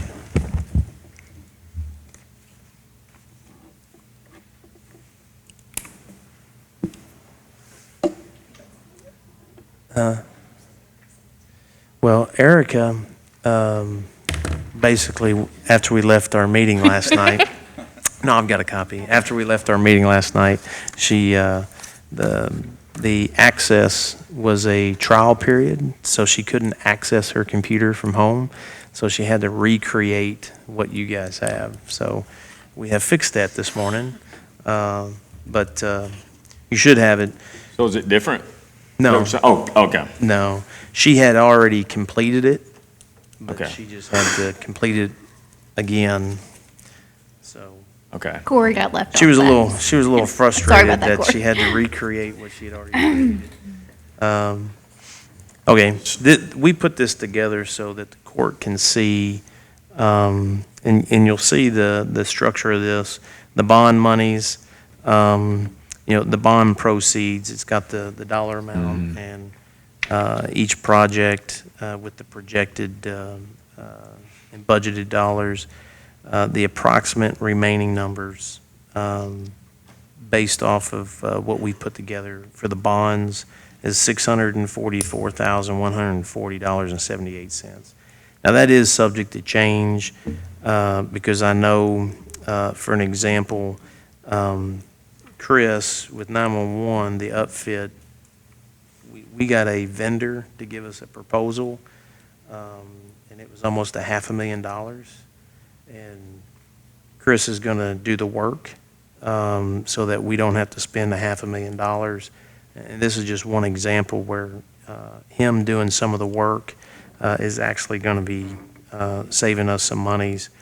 The right, Southwest 1 right and left turn, we moved monies into the budget. That allowed us, the general writing that Jason did, it allowed us to move monies into the budget. So that's added to the projects. And then Jonathan Creek Water District, we sat down and discussed that. We had a meeting, and David is supposed to get us some items for the projects. And when he gets that, we're to look into the like source well and one source and see if those items are on the state contract. And if they are, or if they are not, then we'll make a game plan on how to move forward on that. And then the Draftonville sewer, we just plugged in the 768. We rounded that up from last night's discussion. That is subject to change, as we all know. So this just gives the court an update on where we are with the approximate bonds amount. The OTA investment monies, we actually had $3 million, I think, 2 years ago that we were using for investments. You'll see the multipurpose facility. That's where the monies came from, was that those investment dollars. She's got here where the approximate interest, July 2019 to now, is $50,000. So the approximate remaining dollars in the OTA investment is $750,000. The multi-facility is almost completed, so we don't anticipate any big numbers coming out of that, but it will change a little bit. Other monies, the Port Authority, when we dissolved the Port Authority, I think it was $905,000. We just rounded that up to an even million for simple math. But there's that, the school reimbursement from the KIA project, $711,572.65, and then the insurance from the fire, $496,863.61. So the total of other monies is $2,208,436.26. We put this together just as we go along with our projects so that the court can see the available monies. Obviously, some of these monies are geared towards economic development, projects within our communities. We put some notes off to the side. Land payoff, I know we've discussed, or I've at least brought this to the court, and I think we need to have further discussion on this, if not action, for or against, it doesn't matter to me, but we do need to discuss this, and more importantly, discuss the pros and cons. So the land payoff for Southwest One is $2,414,991.91. If you look at the actual rate on that loan, it's 3.99%. The interest over 29 years is 1.7 million, so it's $1,702,823.81. Another thing to look at is the KIA project.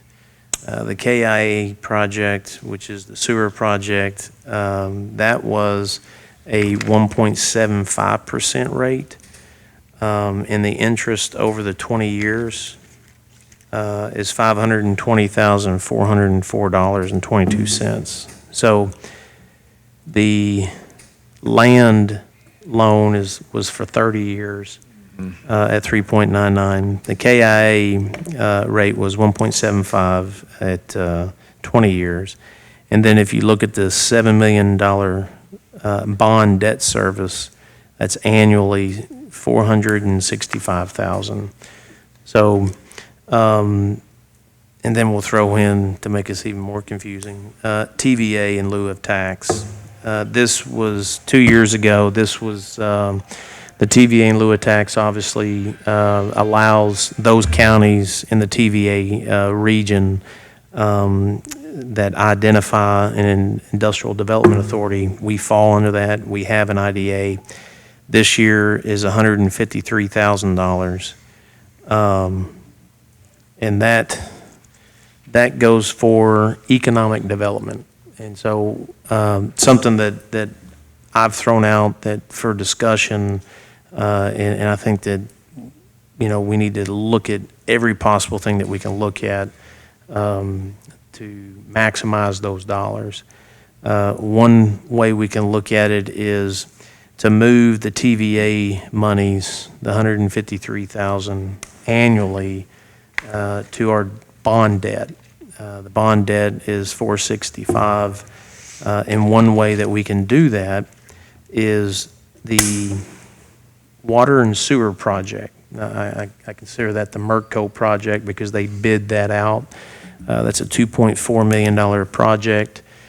We got bonds to cover that project, and we can move those monies to that project because it is economic development in Southwest One. And right now, obviously, the payoff is the $2.4 million, the $2,414,991. We have $2 million, if you look at the other monies, we have the $2,208,436 combined from the Port Authority, the school reimbursement, and the insurance from the fire. If we were to utilize those monies and the difference of, what was that, less than $200,000, we combine that, we pay off the land, then we can turn around and apply the TVA monies to our bond debt. The bond debt would be that project that Merco is doing. Those monies would qualify for that project. Dennis Smith, who chairs the IDA, I ran this by him. He reviewed it for a couple of days and called me back and said it's beneficial for the IDA because it frees up the land. And Josh, you know, you may be able to talk even more on that. If a company were to come in and negotiate with the IDA for land purchasing, we obviously don't have that debt. They can just have those discussions, and any sales agreed upon, you know, those monies would go to the IDA. the benefit for us as a fiscal court is it would give them the opportunity to put funds into their account to where they're not coming to us saying, with their hand out, asking for money all the time. For us, it frees up that debt, but it also allows $153,000 to be directed to our bond debt. So it would reduce the 465 by 153,000. Now that's just one option that has been thrown on the table. Clearly, the $2,200,000 that we have in other monies, those dollars, they can be used. They're unrestricted. They can be used for anything. The thing I think we need to think about is once they're spent, there's not a revenue stream that, where these monies came from. So we would still have our bond debt, and the IDA, that wouldn't change. And I'm putting everything on the table Yeah. here. So What is we've that? got- Go ahead, Mike. You're right, to a certain extent. I do think there are some ways probably to be able to use that money to where it brings in revenue, but it's tough to see. It's tough to quantify that. So like our meeting last night, which by the way, I thought was very beneficial for all of us, including the folks that attended. Yes. Those out there that called me from Aurora that said, or a couple of them that were upset with lack of transparency. I'm not sure, I think we're very transparent when we have meetings like that, and it was very beneficial. But that's a Well, we side got note, another I guess. meeting. But We got another meeting tonight with those groups. That's right. So yes, Yes, we are yes. transparent. But sorry, that was only like 2 people from Aurora. I'm not putting everything on. But it's difficult to quantify that, because we have some of those additional sewer projects potentially, like the folks on the other side of 68 that would like to see us come down there, that we could benefit from in a couple of ways. The first way would be to help us get to the point to where we're not giving that district money anymore, and that they are getting to the point, we need to get them to that point as quick as we can so that they're self-sufficient and we don't have a employee of ours that are theirs that we're paying. Right. So that kind of stuff we can see. Not only that, but if it does turn into a business that has several employees, we're picking up OTA as well as everything else you pick up from the development. So it's tough. It's a tough position to be in, because we all personally would think, well, it's totally makes sense to take a 3.99 and refinance that within it to get to a 3.1 or whatever we're at as far as our rate is concerned. But if that money can be used to spur more economic development that brings in more tax money over a longer period of time, there's that side of it too. So it's not an easy. Well, and that's sure. that's why we need to discuss it. And one way to look at it is by breaking these dollars out, and you have unrestricted dollars in some cases, and then restricted dollars in some cases. So the bond monies are generally restricted, but there's an approximate amount of monies and bonds that can be used for, sewer, water projects. And then the OTA investment monies, they're unrestricted. We put 2.3 million on here for the completion. I think it was 2.1 on the actual bid, and we've had a few change orders, but that 2.3 I think is conservatively a little bit higher than Yeah. what the payout's going to be, but there's $750,000 there Yeah. that can be used. And I agree. Yeah. I foresee once Chad gets back, we're going to have a meeting with District 1.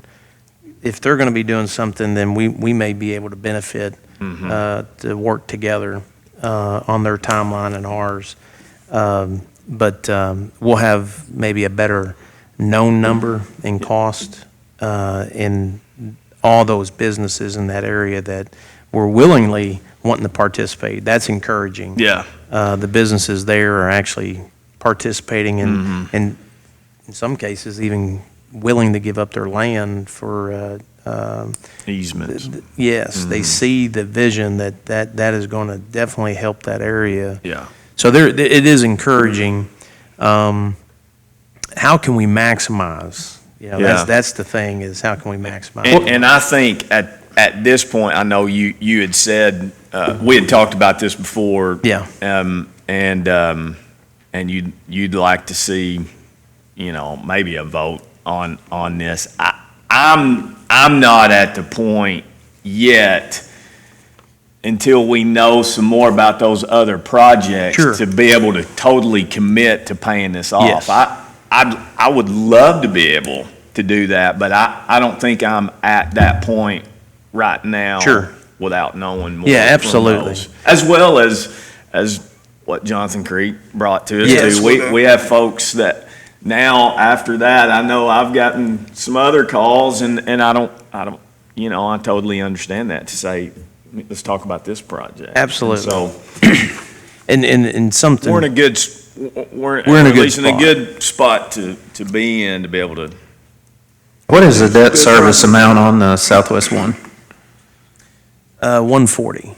140? Yeah, and the TVA, it was, when it first came out, was 152, and this year they increased it to 153. That's really the only monies that the IDA has, other than us. Yeah. And it is encouraging. We are sitting in a good position because these projects are going to change up or down.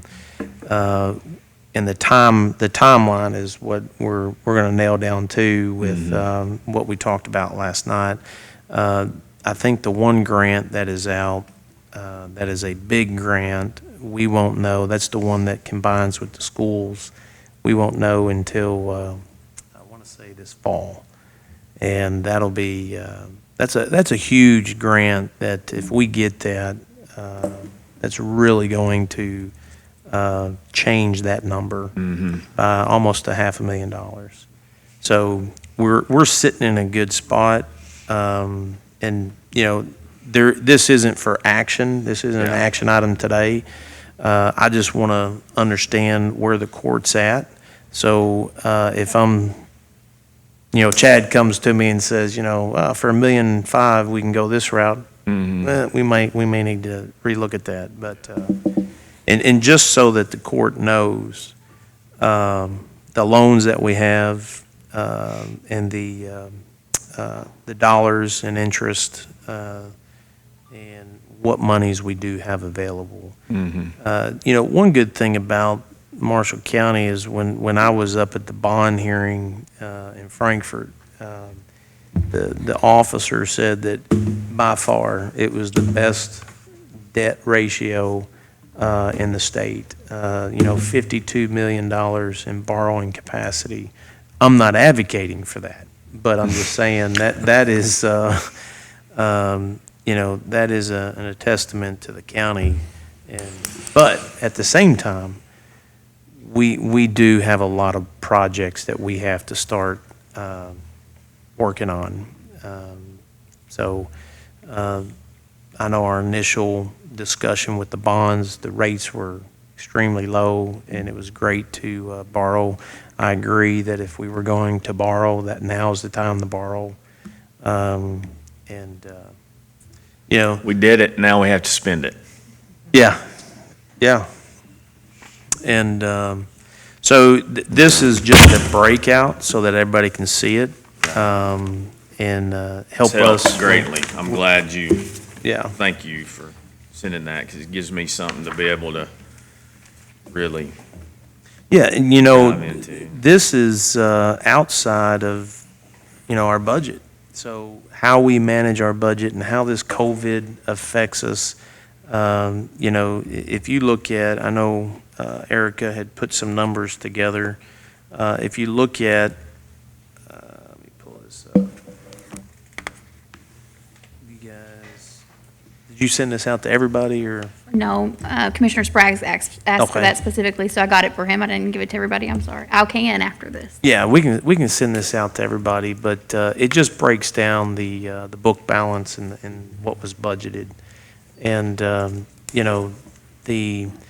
obviously, I'm very conservative, but if the court, well, let me just say this, the unknowns are always out there. We don't know what COVID and these other things that are going to affect our budgets, but in good management of the budget, there are rooms within the budget, if everything continues as it was before COVID, and maybe changing our practice. I know we talked about the book balances and stuff, but to where at the end of the year, going into the next fiscal year, we have a better idea of how much monies we have on hand for projects like, roads.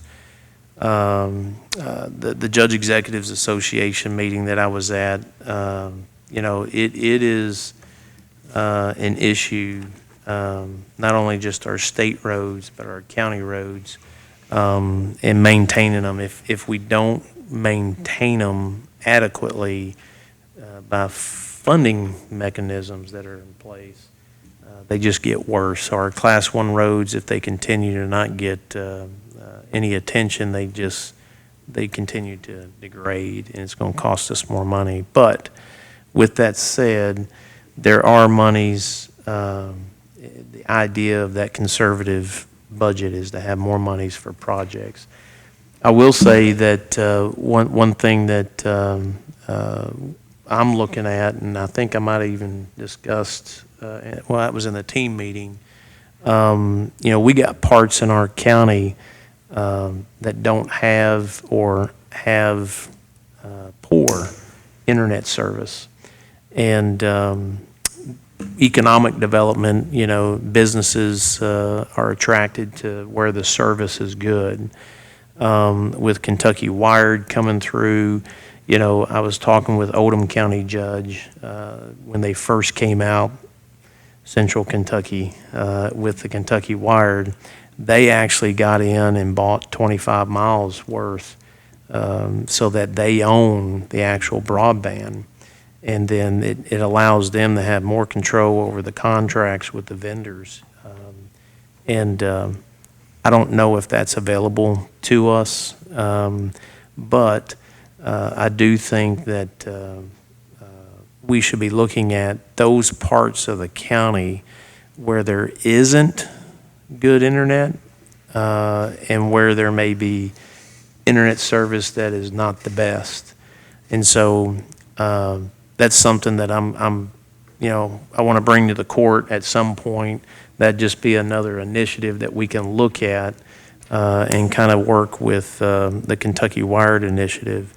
I would hope that that's something that the federal government, through this at least, puts grant money out there or to the states to where the state can, because we talk again about that new normal. That's, I mean, if it's ever a time that something like that this is important, I mean. Well, we had a meeting, we had a team meeting, and in that discussion, I just wanted to bring it up and discuss it.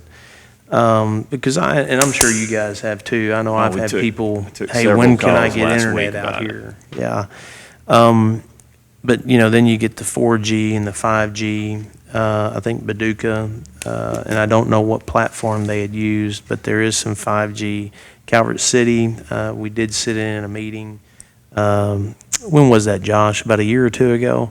That was more of a partnership from what I remember because of Calvert City, the complex, the chemical complex there, that they just have a section that does have 5G. So, it is a delicate balance. We don't want to put something in like dial-up and then, which is already outdated. And we definitely don't want to spend a ton of money putting something in that 5G is going to come in and replace. But I could see do something similar to what Graves County did. I mean, they just did a big expansion over there. I have, of course, parts of my district border Graves County, and I had folks calling me saying, well, they've got it right across the line, why can't they bring it right here? So it's definitely a conversation that needs to be had. WK&T?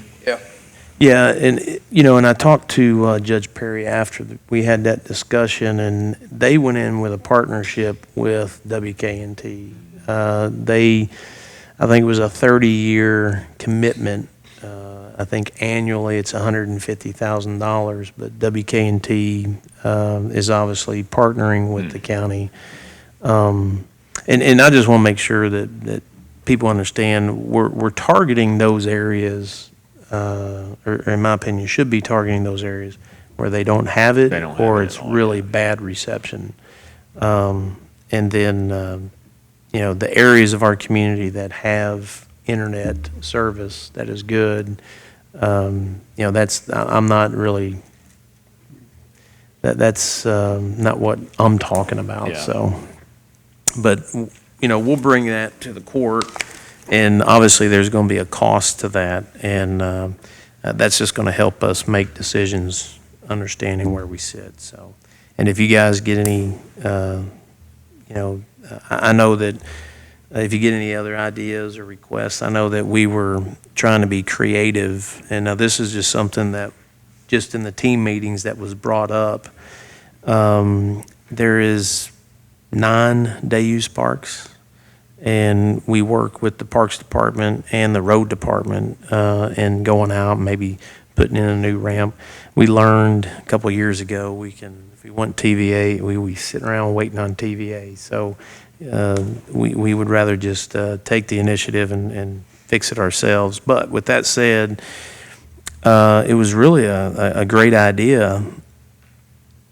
The day-use parks, we have 9 of them, and some of the day-use parks, one of the things that is actually sought after are boat slips.